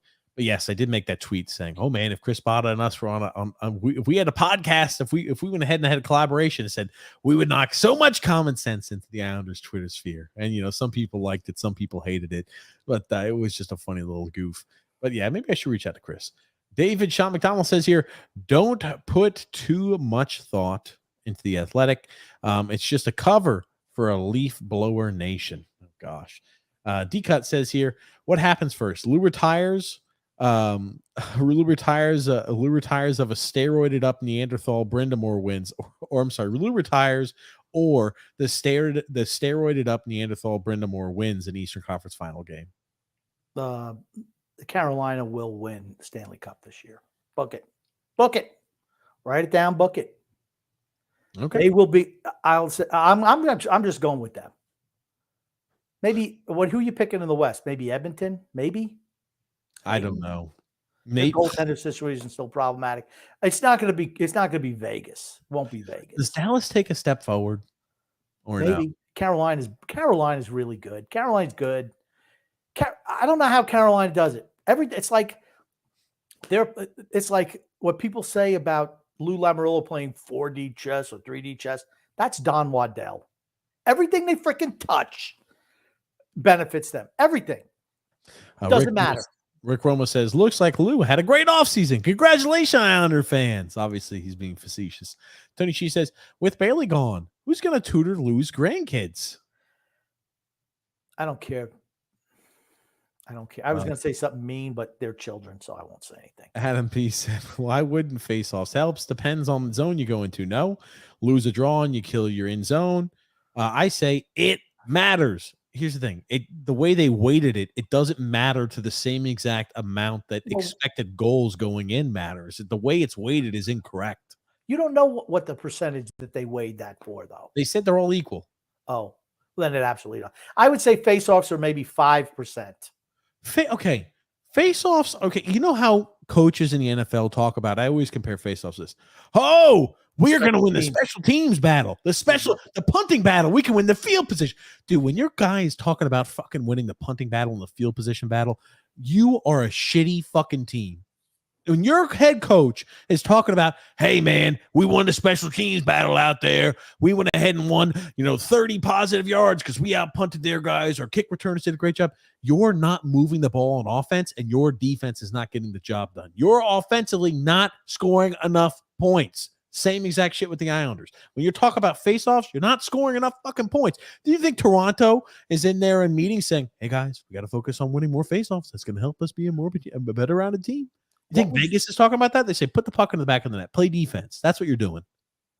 What would you say about a team in football who has 7 players signed who only play special teams? What would you say about that GM? Sounds like the Patriots. That is exactly. You know what? The Islanders are very similar to the Patriots, except we never had any of this success. The success we had during the Brady years were during the 80s. They didn't have a Brady on. The Islanders don't have a Brady on their team. Our general manager is an old, washed-up guy, Lou Lamoriello, a.k.a. Bill Belichick. No! Our team, we don't have We don't have a star talent like a star quarterback. We got Mac Jones back there, or just like our offense is anemic at best. We've got no wide receivers. We've got no tight ends. Our offensive line blows. Our running backs are questionable at best. Defense is solid. Our defense is really good. We got Sorokin in that. We got a good defense, but we can't score any fucking points. The defense is really good when you go up against poor quarterbacks. You look really good. And here's the thing. Good teams, not so good. You're playing in a division where you're playing against the Dolphins, the Bills, and everybody else. The Jets. You're playing against your Aaron Rodgers. You're playing against your freaking Josh Allens. You're the freaking Patriots, and you're going to be with another losing record. You squeaked in once into the postseason, got bounced in the first round against the Bills last year, got absolutely throttled, then you didn't make it. So I wonder if we're going to follow the same path and not make the postseason this year. Anyway. That's exactly what's going to happen. There'll be a new excuse. That's one thing I learned about doing this show. You know, hey, when Islanders are winning, everything's great. But if you're making excuses for failures, sorry, you're just mistaken. Don't make excuses. Get better. Good to see you weren't found dead on Gilgo Beach. I don't know. I know that's the serial killer area, I guess. Rick Roma says, if the Athletic didn't offer me 12 months at $1, I'd never even read it. Oh, God. Brandon Moore wins first, says Brian P. JG says here, I've seen a bunch of shit about a package, including Pajot for Nylander. Yeah, you're right, JG. You know what it is? A bunch of shit. Who in their right mind would think that's even possible? No one. Here's the thing. What do you think to move Nylander and thinking about Toronto's future and how much they're going to have to pay for Matthews and Marner and all these guys? What do you think they want back for Nylander? Do you think they want to bring back a guy who's going to make $5 million a year for 3 more years? No. You know what it's like? You know who writes stuff like that? The same exact sites used to write that. Oh, how can we get Connor McDavid? How can we get this guy? How can we get? They would put out the most ludicrous bullshit trade suggestions in the world. Those are the people who would believe that. And the people who read those articles and think that they have some merit behind it, those are the people who would believe that nonsense. They live with disappointment. Anyone who reads those sites live in disappointment every single day. But no, they're so unbelievably optimistic that the disappointment never sets in because they move from one delusional piece to another. So in reality, you know what, Grumpy? They're part of the Matrix. I watched the Matrix for the first time ever. We can talk about, and we watched a couple of movies which TJ's never seen before. Scarface. Yeah, we watched Scarface too. Honestly, and TJ's never seen any of these movies. And he's like, and we also went to go see Mission Impossible, Dead Reckoning 1. And TJ, what would you give that out of 5 stars? How many stars? Probably about 4. And TJ's like, wow, I never watched movies like this. This is pretty good. I'm like, I never watched in town. What a shock. We watched more movies than I watched the entire rest of the year. Now, Scarface for me wasn't that great, simply because I feel like a lot of the stuff is because I've seen like via memes, so I kind of knew what to expect because there's a lot of like clips of Scarface that's out there. So yeah, that movie's 40 years old. I know. It can't do that. You can't compare it to today's standards. But Gungun says, if Phil's Facts accidentally dropped a bowling ball on his big toe, do you think he would remain his usual cool, indifferent self, or would he finally show some emotion? He'd be a little peeved. No. Okay, first of all, Phil is not even athletic enough to be a bowler. Oh. Even recreational bowling. Well, maybe that could happen. If he picks up a ball, it would fall right through his fingers onto his toe. Boo, boo. Maybe that's what would happen. Rick Roma Grumpy. I might ask the Athletic to give me $1 a month to keep my subscription. Shit, man. The Athletic getting schlacked. State of survival, Grumpy. If the Islanders are Lou Devils 2.0, we are Elias and Stevens away from a cup. It's true. It's true. He's doing the same thing to the Islanders that he did to the Devils at the end. Same exact thing. Phil just let me know he's an elite bowler. I guess in Canada you don't have much to do besides bowling and ice skating. Maybe he's into curling. Oh yeah, curling. When they do the sweeping, yeah, there it is. Is Phil listening today? I'm sure he is. Yeah, he just texted us. So we're talking about, he's grumpy. He's listening. Storm Chase Mike says, gentlemen, we have a wizard at faceoffs. Horvat! I almost say Phil should be a regular part of the show. Oh, man. I feel bad. I don't mind picking on him when he's present, but I don't really like picking on him when he's not here because it's not as fun. No, it's first of all. But anytime I hear his name, I gotta say something. And we do love Phil. Phil knows that we love him. JP says the problem with how statistics analytics are written about internet sports boobs is most of them never took statistics in college. Statistics 101 teach you that there are two types of statistics, quantitative and qualitative, and both are equally valid when applied to performance. Here's what they do. They take statistics and they shave them and mold them and shape them to fit their narrative. That's what they do. That's what they do. If you can't watch a player play and you have to try to apply statistics to a sport, I'm going to let you know something. You don't have the eye to identify talent. That's fine. That's fine to do. But if you can't identify talent and you can't view with your eyes, oh, what looked good? Where did the struggle points happen? And you've got to rely upon fucking analytics and an Excel document to tell you, you weren't fucking paying attention. Or you just can't value it. Simple. This is where you should push the button that says, I don't care about the team struggles, but you didn't. I couldn't care less about the team struggling. I couldn't care less about analytics. See, you got to know, dude. When you mentioned the word honestly forgot to even bam, hit it. I forgot to even put that button on there, Grumpy, when you were in town. I forgot about that. David Sean McDonald says, Phil falls asleep reading Phil's naps. I mean, facts. David D says, hey, boys. Lou's like a groundhog. We see when he sees his shadow, he goes back in the hole for 3 years. Now Lou has said he needs a scoring winger. Still nothing. He said it for 5 years. Right after the first year he and Trotz were there, he came out and says, yes, we need to get a scoring winger. That's what he said. He's never got one. Never. Do you remember when he said in the offseason he had some questions that he had to get answers to, and he still needs answers to? He's the guy. Hey, Phil, has there been any, or I'm sorry, not Phil. Hey, Lou, had there been questions answered, Lou Lamoriello? I'm sorry, the Lamanites. Had there been the questions that have been answered? There have been no movement. Hey, our power play coach. Is our power play coach the same exact as last year? Who cares? Doesn't matter. Well, my thing is right. They're saying, oh, our power play, if we boost that up, we're going to have much different results. I don't think he's moved anybody off of the coaching staff. Right? Has he moved anybody off the coaching staff? Fuck, even Anaheim's made their hiring. Brent Thompson. I was about to say, even Anaheim's been more proactive with hiring new assistants to the team. Have we fired our old power play coach and brought in a new one? I don't think so. Anaheim Correct me if I'm wrong. Anaheim signed their first-round draft pick. Have the Islanders signed their they don't have one. They haven't had one for the last few years, Grumpy. 5 years. Johnny Mac says the Athletic is as bad as any trash newspaper. They had stuff written about USA hockey stuff and Safe Sport by congressmen because Safe Sport is funded by Congress just to justify their funding. That's true. Oh, my God. Somebody's Twitter handle who liked this says, Lou, run it back to the retirement home, Lamoriello. Holy shit. I like that name. Adam P says, listening to Phil's facts about the Penguins. Oh, God. I don't even know. Here's the thing.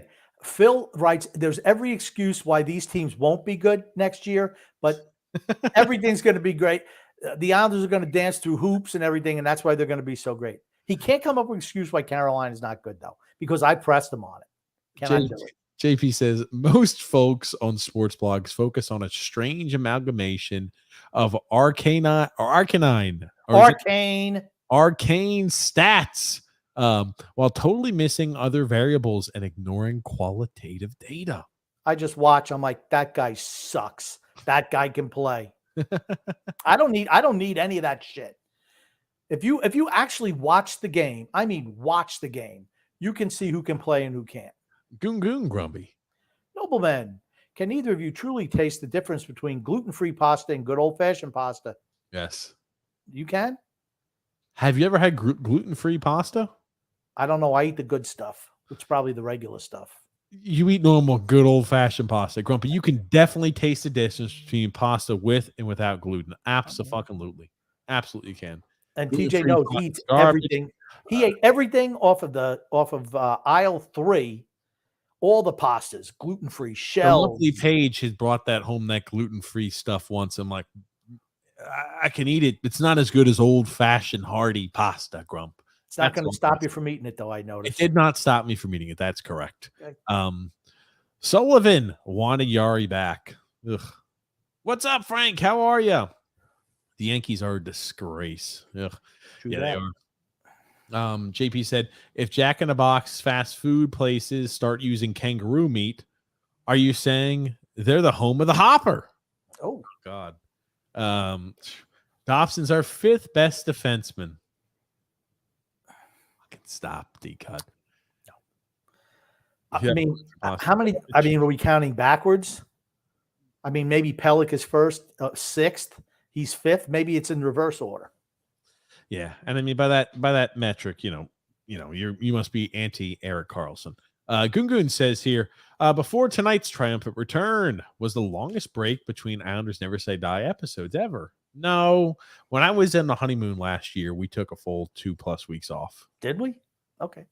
I was gone for at least 2 weeks. Sure. That was so relaxing for me.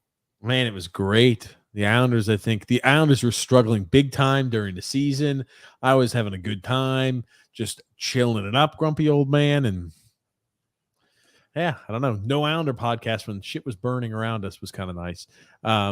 Giovanni, John Gotti, Gambino says here, gluten-free anything is trash. Gambino. Okay. Gambino, grumpy, huh? Michael Bichet says, hello, gentlemen. This is exactly the reason why Lou must or should be gone. He can't find anyone, or he can't find anybody. What does that mean? Frown owners or general managers were doomed. I don't know what that means, Michael, but Michael or Johnny Mac says here, if you talk to Phil at 5 p.m. by 9 p.m., everything at 5 p.m. by 9 p.m., everything is changed to prove his theories. Exactly. Phil he's the worst. He is absolutely the worst. And here's the thing, but I call him on his bullshit though, and he can never quite prove himself. David D. Grumpy. You have Toronto $8 million over the cap. The Penguins in Vegas are $2.5 million over, and Vancouver. How is it that Toronto always finds a way to fit all their players under the cap? They'll have to choose between Nylander and Matthews. It's going to be Matthews. Think about it. Next offseason, we'll have $16 million in cap space. Martin and Clutterbuck, Wave Johnston, Wally is gone. Pajot has to be traded, and the NHL cap is going up $4 million. What will be the excuse then that we do nothing again? First of all, I don't think there's any I don't think Wahlstrom will be gone unless he gets traded. Will Clutterbuck and Martin be gone? Maybe. I don't think they get, but they're not going to waive Johnston. They're not going to waive him. They'll send him down the minors if they have to.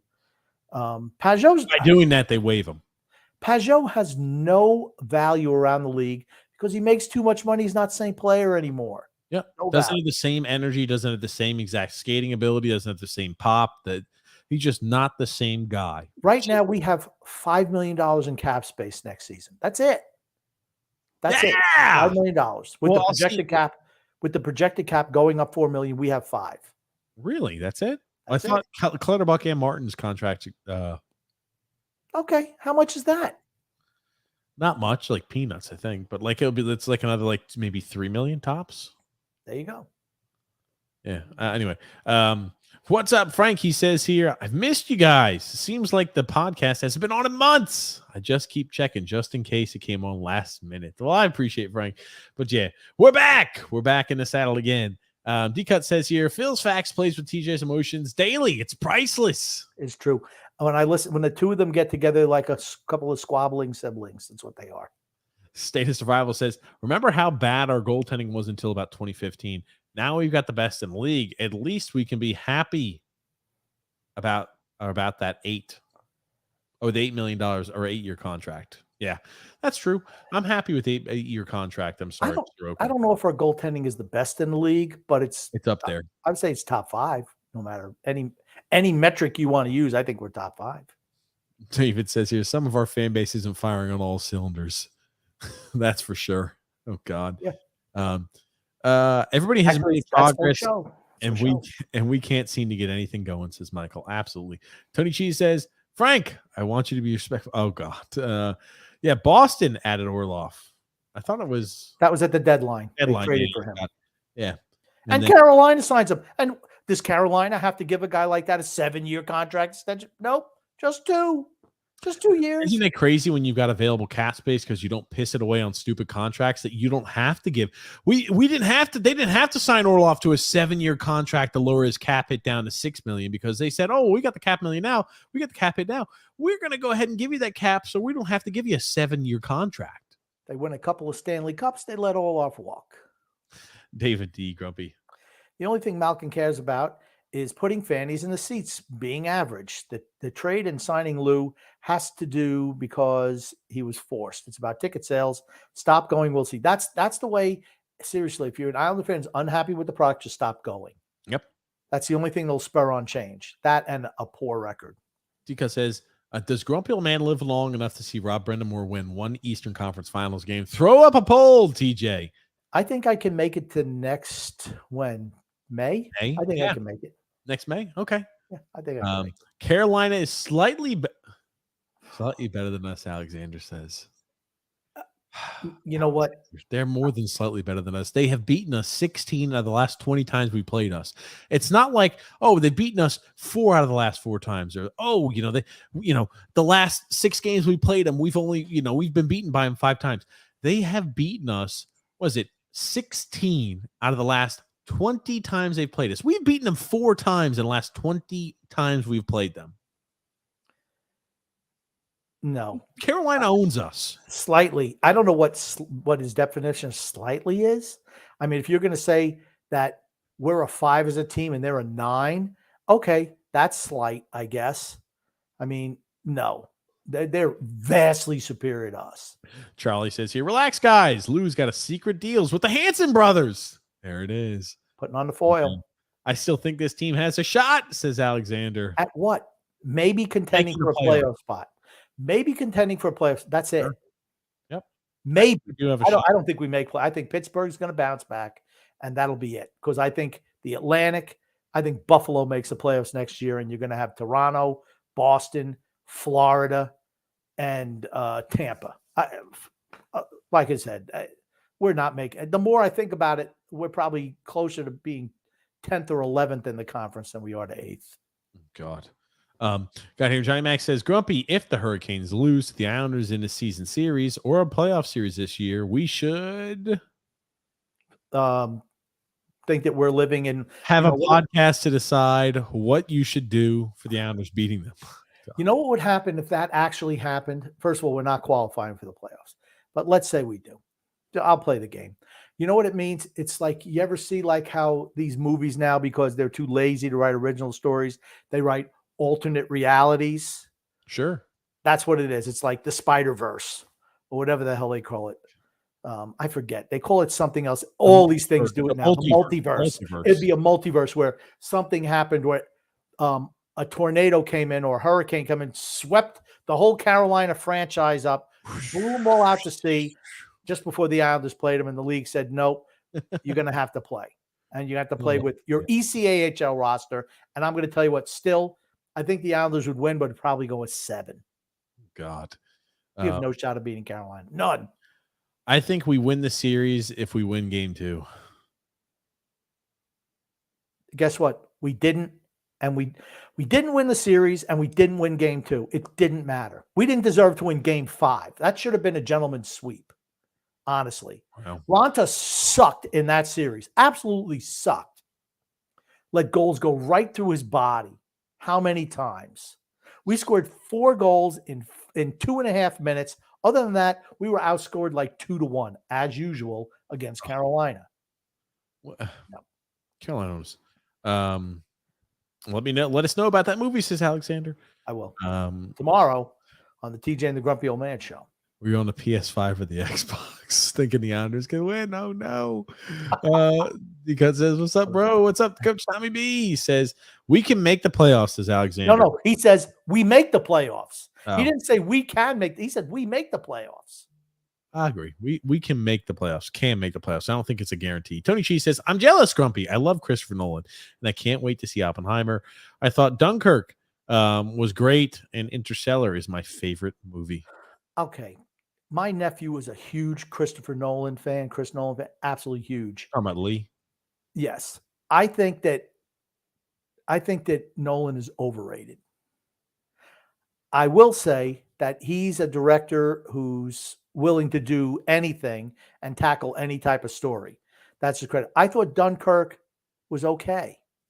I was a little bit disappointed. Visually, it was great, and that's what you see for most of it, really visually stunning. Interstellar, I don't know. I mean, I watched it once. It was like, it was all right. I mean, I never go and say, man, that Christopher Nolan movie sucked. I'm not one of those guys. I loved Insomnia. I thought that was really good, a good character study. I thought that was good. I heard that this movie is good. I didn't try to read anything about it because I don't want to go and say, man, this is supposed to be great and then be disappointed. It is 3 hours long, though. You know what? I thought that Christopher Nolan was the guy who does the, in that skit where they do on Saturday Night Live, where they do the, who is that? Will Ferrell starts banging the cowbell. They got that old fella. Who is the old fella who goes Christopher Walken? Christopher Walken. I thought he was Christopher Nolan. Oh, my God. No. Oh, man. We only have two stars, Sorokin and Brock. Oh, God. Okay. No. Brock, here's the thing. Brock he's a good player. He's not a star, not a difference maker. Just isn't. Lou was looking to sign Goofy today, so I had to put him to sleep. Well, then he looked up and he said, oh, shit, Goofy's actually one of our owners. Ledecky goes out there and smiles and signs, says, oh, go Islanders. JP says, Grumpy, I think Washington has a better long-term plan than the Islanders do. Pittsburgh, not so much. Okay. Yeah, I think Pittsburgh absolutely is not. They're playing for today as well, as a way. Washington I think is kind of on the fence about doing both. When they picked up Sandin, I thought that was a good pickup for them. And they moved a lot of their veteran UFAs around. And I thought at the deadline, which is a smart thing to do if you're just a borderline playoff team, they mailed it in early. Got your comment from Johnny Mac, Grumpy. The actor, his name isn't Culligan Murphy. Gosh, what the heck is now that Culligan is so far off? Maybe it's not Colin either. Cillian, that's it. Cillian Murphy. I'm awesome. Just so great with movies. It's Cillian Murphy. Grumpy. Yeah, I see you're looking at something else. That's fine. I don't care. Cillian Murphy is awesome. Peaky Blinders, Dunkirk, Oppenheimer. He has worked with Christopher Nolan a few times, though, for certain. Oh man. I got a comment here from Brian P. Says the Islanders are the ultimate mushy middle team. We'll finish our usual 7th to 10th in the conference. Exactly. And nothing's changing for the foreseeable future. Nothing. Christ. Hate to see that. Here's the thing. The only way you can get better is if you have young players who are able to step in and make your team better. We're a team of veterans that aren't getting any better. We're going to be the same. Probably worse. Maybe the same. That's it. David D says here, no top all-stars want to play here. After the John Tavares fiasco, you think players around the league don't talk? Lou's a dinosaur. Besides, he's not up with the times. Change of the game today. The times change of the game today, Grumpy. Mm-hmm. True. But what about Pittsburgh's goaltending? It's hideous. George P says here, as long as the fan base continues to defend mediocrity, we will get much more of it. Spot on, George. That is spot on. They defend mediocrity. And they think this is great. They think being a failure, just running the team back. How many years of just underwhelming performance before they say, we need change? Dan Leachman says here, I was just typing the same exact thing. They'll be picking around the 15 to 20 range. Although we probably won't have the pick anyway. Yep. New picture for Dan.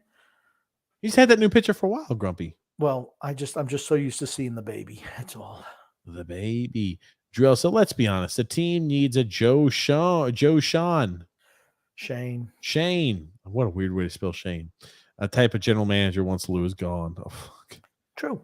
Drew, let's be honest. Lou just needs to be gone, says True. Johnny Mac. True. Frank K says, if Bo Dormat is a bust, just remember who predicted it. This is Brady Anderson all over it. Do you know who Brady Anderson is? No, I don't.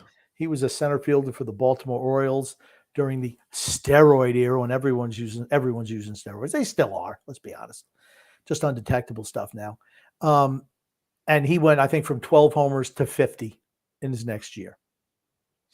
You just hit the gym real hard, Grumpy. That's all it was. Just happens. Yeah, there was somebody else who knew Bo Horvat was going to be a bust too. Somebody else said that on trade night. We got here a comment from D-Cut saying that bald-headed jerk TJ not giving me credit for the Three Amigos line is criminal. That's right. D-Cut did come up with well, in TJ's defense, he did not mention the Three Amigos. He did not mention them by name. I did say the Three Amigos. Oh, you did? I didn't realize you did. I must have tuned you out when you said that. Yeah.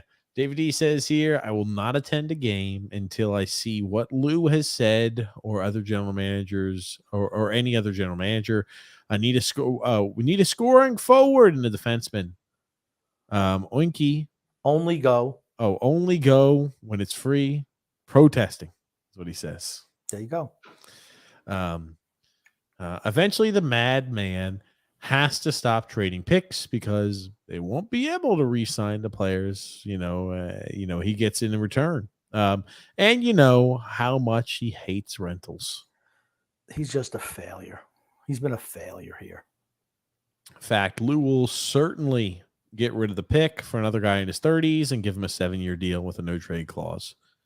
Ridiculous. The Mayfield contract was ridiculous. Engvall was pathetic.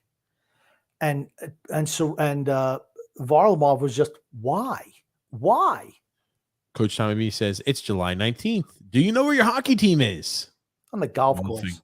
Golfing. Where they spend all their time, or in the backyard cooking up burgers and dogs. Clip Senpai. What the heck? What's going on, y'all? I just got in. What did I miss this far? What key points are TJ and Gropey met? Who is this Clip Senpai thing? Okay. Rick Roma says, oh, God, not Wheeler talk again. Let's use common sense. If Wheeler is so great, then why did he get 1 year, $850K? He wanted to play for the Rangers. Yep. He wanted to go to the Rangers, period. All had 41 points in New Jersey and got paid $3 million per. How many points did Cizikas put up? Couldn't tell you. 10, 15? His thing, Howell is a better player. I recommended Howell. When they signed Cizikas, I said, Howell is a guy we should go after. He signed a 2-year deal for less money than Cizikas got for 6. He had 21 points in 81 games this last year. 21 points?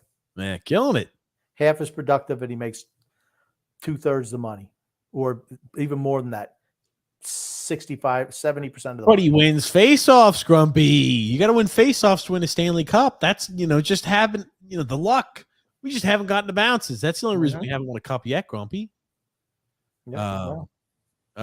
David says here, oh, shit. TJ's ad reads. Smooth read, TJ. Somebody's been practicing.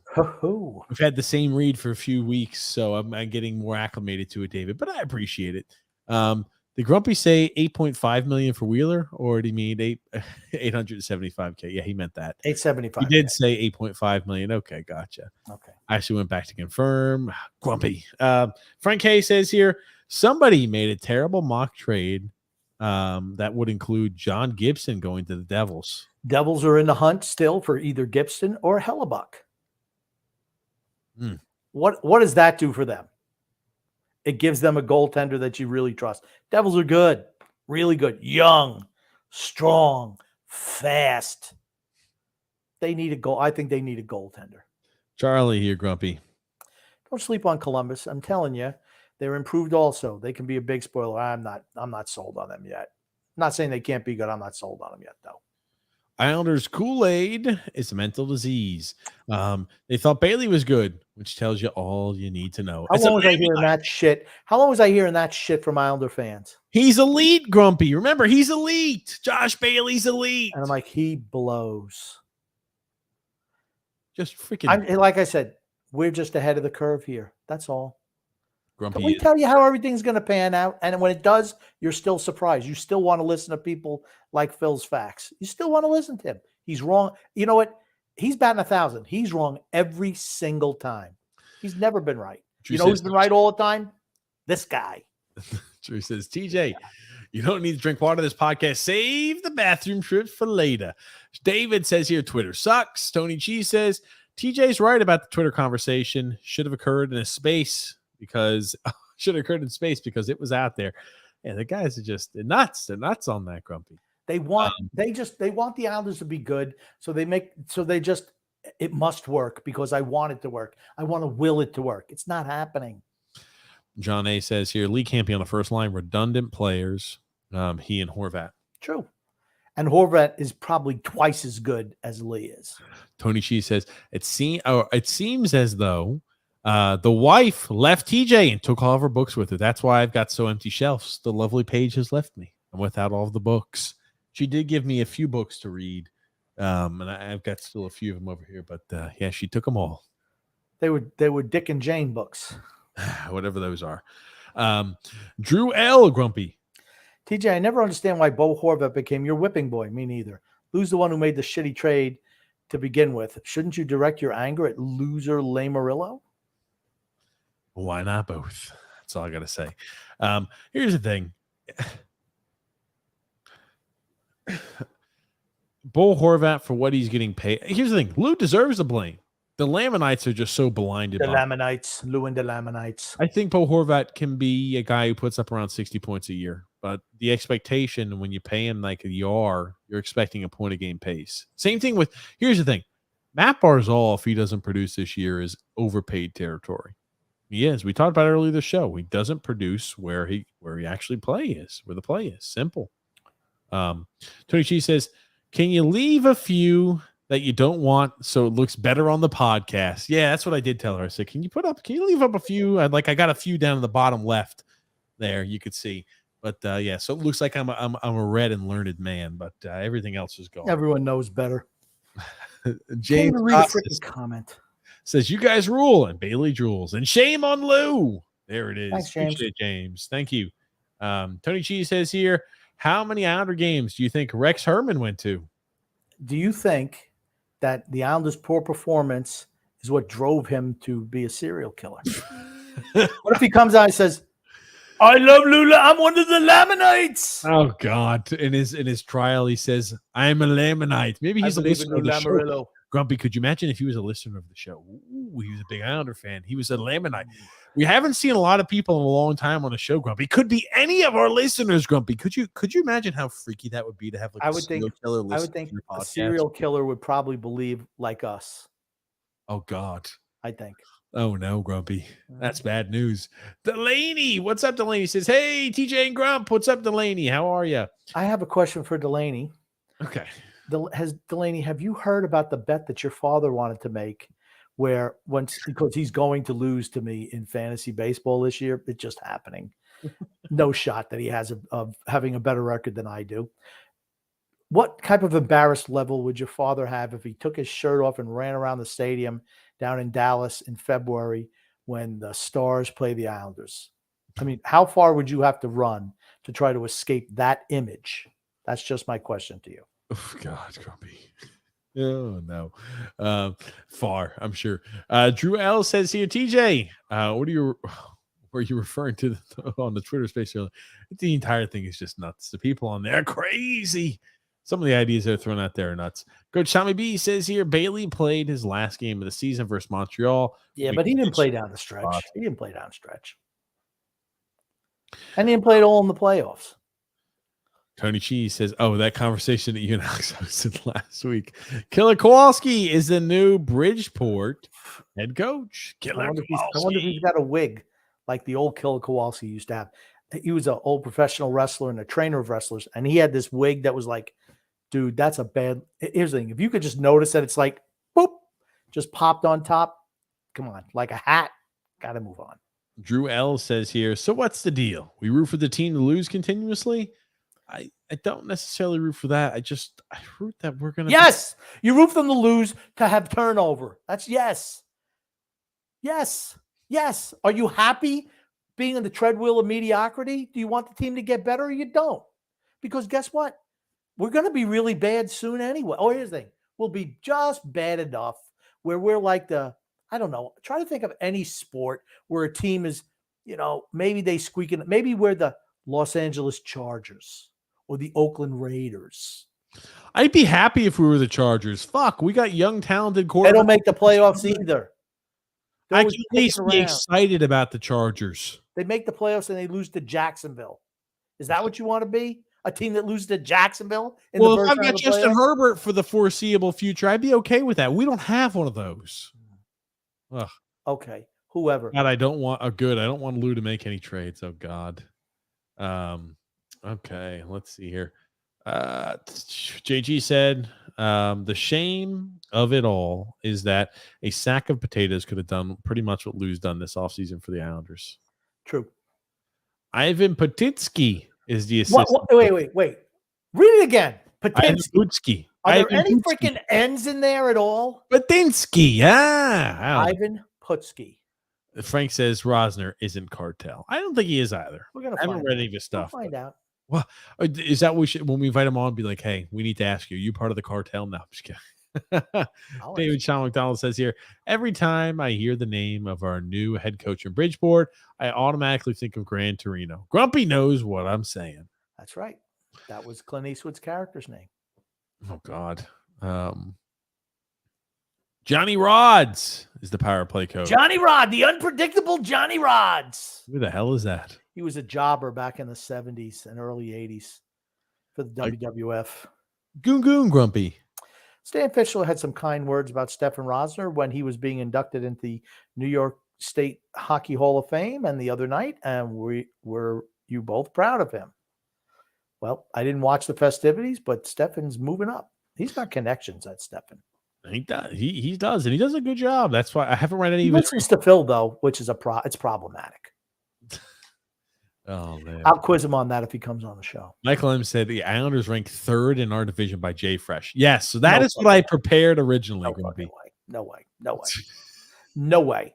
Jay Fresh, whoever you are, you're a loser too. He's the analytics guy. He does all the analytics stuff. Stop. You know what he doesn't count in his analytics? Skating ability. Says you come on. What? Why? Please. Why would you have me do this? 102 points. He predicts the Islanders, right? He says, while I do not personally think this is what the standings will look like, then why the fuck did you put it out there next year? I think it's worth mentioning that, your predictions would also be massively wrong. Oh, fuck. Yeah, okay, Jay Fresh. And in 2022-23, the best prediction, fan/model/betting odds was off by 9.3 standings points per team. God damn, these fucking statistics. Hold on. He's got Tampa Bay at 93 points. This guy's a clown. This guy's a clown. He has Detroit finishing above Tampa. He has Detroit making the playoffs. So he has Buffalo going backwards from 92 points to 84. Stop. Hard stop. Fuck. Stop. Buffalo's another team the Islanders can't beat. Fuck. Just stop. Are you kidding me? Are you kidding me? Holy shit. Tampa Bay won't make the playoffs. Okay. Tampa Bay will be 7 points less than the Islanders. What percentage of that happened? All right, take it off. It's just so stupid I can't even look at it anymore. Hey, Islanders are going to finish above the Rangers. They're finishing 3rd in the division. Pittsburgh, hey, 89 points. They'll only be 1 point behind the Hurricanes, Grumpy, don't you know? It just makes me even firmer in my resolve that the Islanders are not making the playoffs because as an analytics geek, right? They're always wrong. Oh, this guy's probably never even seen a hockey game. Oh, man. What is definite peanut butter selection? Creamy or crunchy? Creamy. I like both. There's a shock. Both are good. I do like creamy, though. Creamy's good. Chunky's good. Any type of peanut butter is good to me. It's all good. John A. said he also had the Kings with 86 points. The Jets with 107. Tampa with 93. Detroit with 96. Definitely questionable predictions. He's just wrong. He's wrong. Defensive back Cooper. I love it when TJ makes up names. Oh, God. It's great. It's when he tries to outsmart himself. That's the problem. Oh, stop here. Goon Grumpy. Bellows or Hosang? I take Hosang. Me too. Absolutely. Michael M. Grumpy. It's because teams aren't fully set yet, but that's probably not far from where they finish. Really? I guarantee you that's not the order of any division. That he had up there, I guarantee you not one of them is right. It's Williams. Nelson plays for the Colts. Get a clue, TJ. That's right. I remember Quentin Nelson now plays. He's a guard for the Colts. Okay. It's easier said than done, huh? The Islanders 91 says Hosang was better than Bellows. Bellows was soft and didn't help Barzal. Barzal helped him. I never thought Bellows was soft. I just don't think he got a legitimate shot. That's all. Tony Cheese, Grumpy. Drew, don't you think the joke is going to fly? Work on your shit, bro. You're a disgrace to our fake beef. Oh, man, it was Quentin Williams, though. Oh, yeah, there it is. Quentin Williams. See what's those now. Just to comment on Bellows' drug test, he failed an anabolic drug test.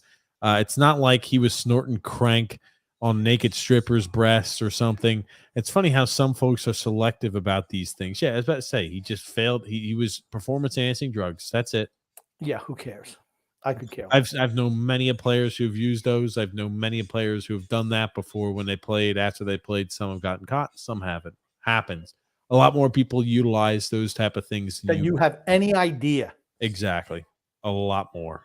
Hunter Fashing, Grumpy. That's right, Michael M. Hunter Fashing. There it is. I corrected myself before I said the full name. Goon, Grumpy. If the Islanders are sniffing the seat in the standings by the trade deadline, will Lou do some wheeling and dealing? Or will he simply sit on his thumb and spin on a swivel chair? He'll make a deal. And that'll be the end of Wahlstrom and next year's first-round draft pick for some other ham and egg or hack who won't cut it. That's what'll happen. JP, Grumpy. A lot of this nonsense comes down to poor player development. Hosang, Bellows, Wild, Wahlstrom, et cetera, et cetera. They just, if they get a hair across their ass, if somebody doesn't toe the company line, they just say, screw it. Yep. It's so obvious. Doesn't matter how good we're they not are. Willing to work with somebody or to help the value or help develop somebody. We're not willing to fucking deal with that shit. JP says, I'm staying away from loose thumbs after Goon's comment. Good one. God, there it is. Yeah. Yeah, Ross is making 1.1 million. Yep. Think about that. Ross Johnson's making more than Oliver Wahlstrom. My God. He's a veteran. They make a lot more money. Here you go. And Goon Grumpy. I love Wahlstrom as much as the next schmuck, but he's never going to be able to play an entire season without either an injury or a drop-off in goal scoring. Why would Lazy Lou give him a big, juicy contract? $1.1 million is not a lazy contract. Yeah, here's the thing. Like, as I'm more like talking about as a player and for like his agent, right? Because the agent wants the kid to get paid because he gets paid a percentage of that. Kid wants to get paid because it's money in his pocket. I'm just shocked that Ross Johnson's making more money than him, and he consistently sits on the bench. Right? Yep. Islanders 91, Grumpy.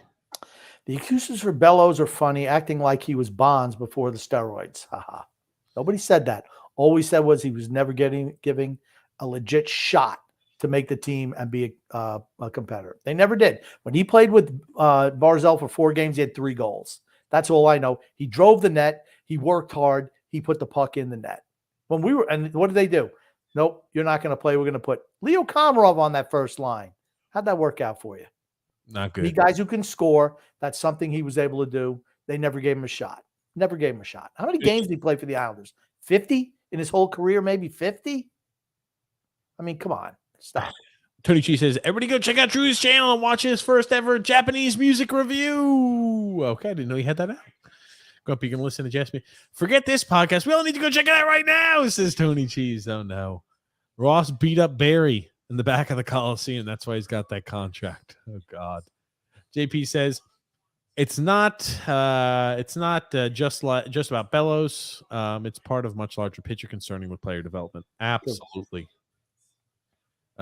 He's just one of the examples. That's all. Frank here, Grumpy. Another reason Lou should be fired. The organization pays these young guys, and Lou purposely doesn't allow them to grow. So why pay them? Fire Lou. Good. Got another comment here. Development has been a problem. Crappy and Waite and Barry, and even now, they're always overplaying the vets. It is annoying. They never give them a shot. They don't develop in the minors. You got the wrong guys set up. They're more interested playing guys in their mid-30s on the as opposed to the AHL's developmental league. Yes. And they treat it like and here's the thing, they don't make the playoffs either. What the hell's the difference? Right. JG says here. Crump, I wanted to remind you, Farley's an effing backup. Backup. A backup. Talk about stealing money for the next 4 years. That's all he's doing. If the Bruins lose Bergeron and Krejci, it makes sense. They're not going to be anywhere near as good as they were last year. No, they won't. They'll still make the playoffs, though. That may be the longest bathroom break ever, teaches. You get too much Raisin Bran. I talked to the lovely Paige. She needed to ask me for something, so I had to tend to that as well. Nick D says here, rumors of the Leafs are offering Austin Matthews $13. Not sure how. $13 million. $13 million. I'm sorry. $13, Grumpy. $13 million. A little different. Not sure how long. It'll be 8 years. They'll give him that for 8. Fucking Lou be beating that hockey trades drum well into the afterlife. Never makes a hockey trade ever. Not in offseason ever. John A says Brock's contract is valuable. He's exceeded. Absolutely. He has. He definitely has. And Ross hasn't won a fight since the Obama administration. They don't want him fighting.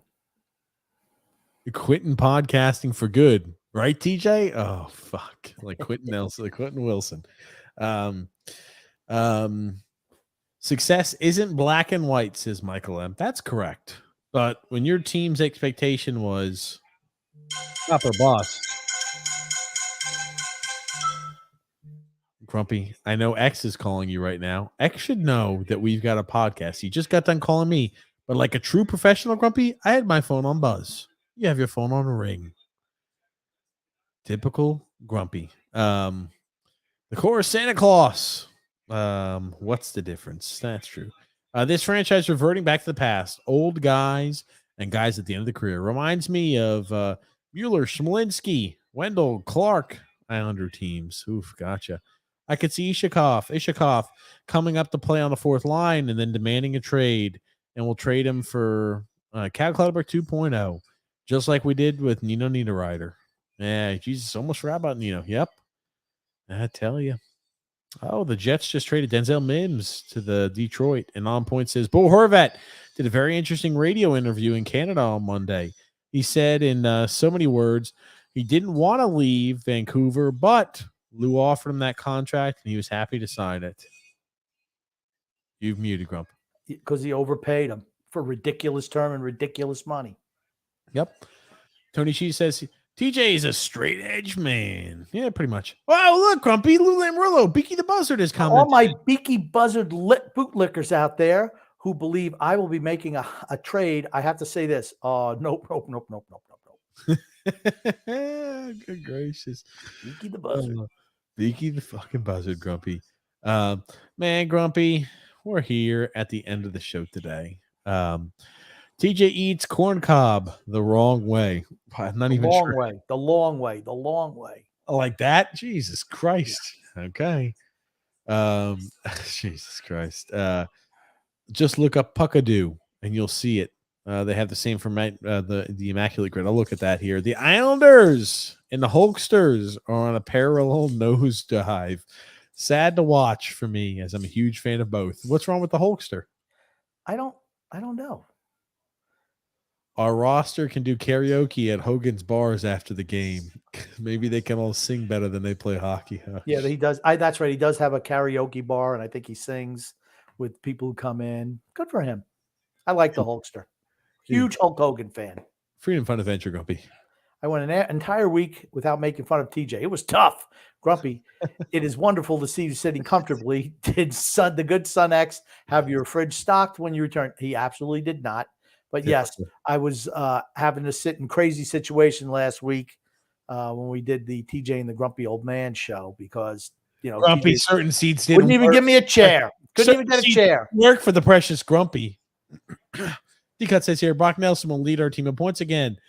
Third straight season. The ballerina and the doormat will kiss the ring. Just to let you know, he was tied for scoring with Matt Barzal 2 years ago. So he didn't, you're kind of splitting hairs there. Last year, if Barzal was healthy, he would have led the team in scoring. Barzal will lead the team in scoring. Croc, not so much. Pick on Canadians, eh? Fuck you, hoses. Laughing my ass off. Oh, man. Grumpy. We didn't pick on Canadians today. We were messing around with a little bit here. Freedom Fun Adventure, Grumpy. Grumpy, do not say that about Phil being on. Don't say that about Phil being on the show.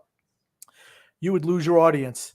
Even you said it's not good entertainment. It's not. But we do like Phil.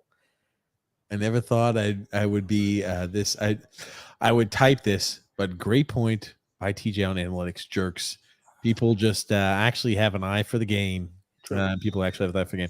Well, I appreciate it. But Grumpy, man, we are here at the end of the show today. What do you want to say before we wrap? I want to say love and laughter to everyone who listens and even those who don't, from TJ and the Grumpy Old Man.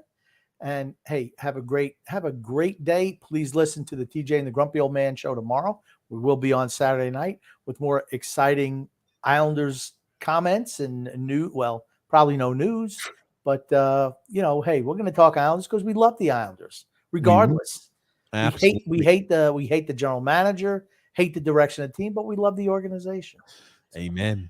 Thank you so much, everybody, for tuning in and watching the show here today. We'll be with you guys, just as Grumpy mentioned, tomorrow on TJ and the Grumpy Man, and on Saturday at 8 p.m. Eastern Standard Time, talking Islanders. So if you're new to the channel, make sure to do a few things. Make sure you subscribe on YouTube, like on Facebook, and follow on Twitter. If you've enjoyed the show, hit the thumbs up. Apparently, it helps the algorithm. Thank you so much, everybody, for tuning in, and thank you, Grumpy Old Man. My pleasure.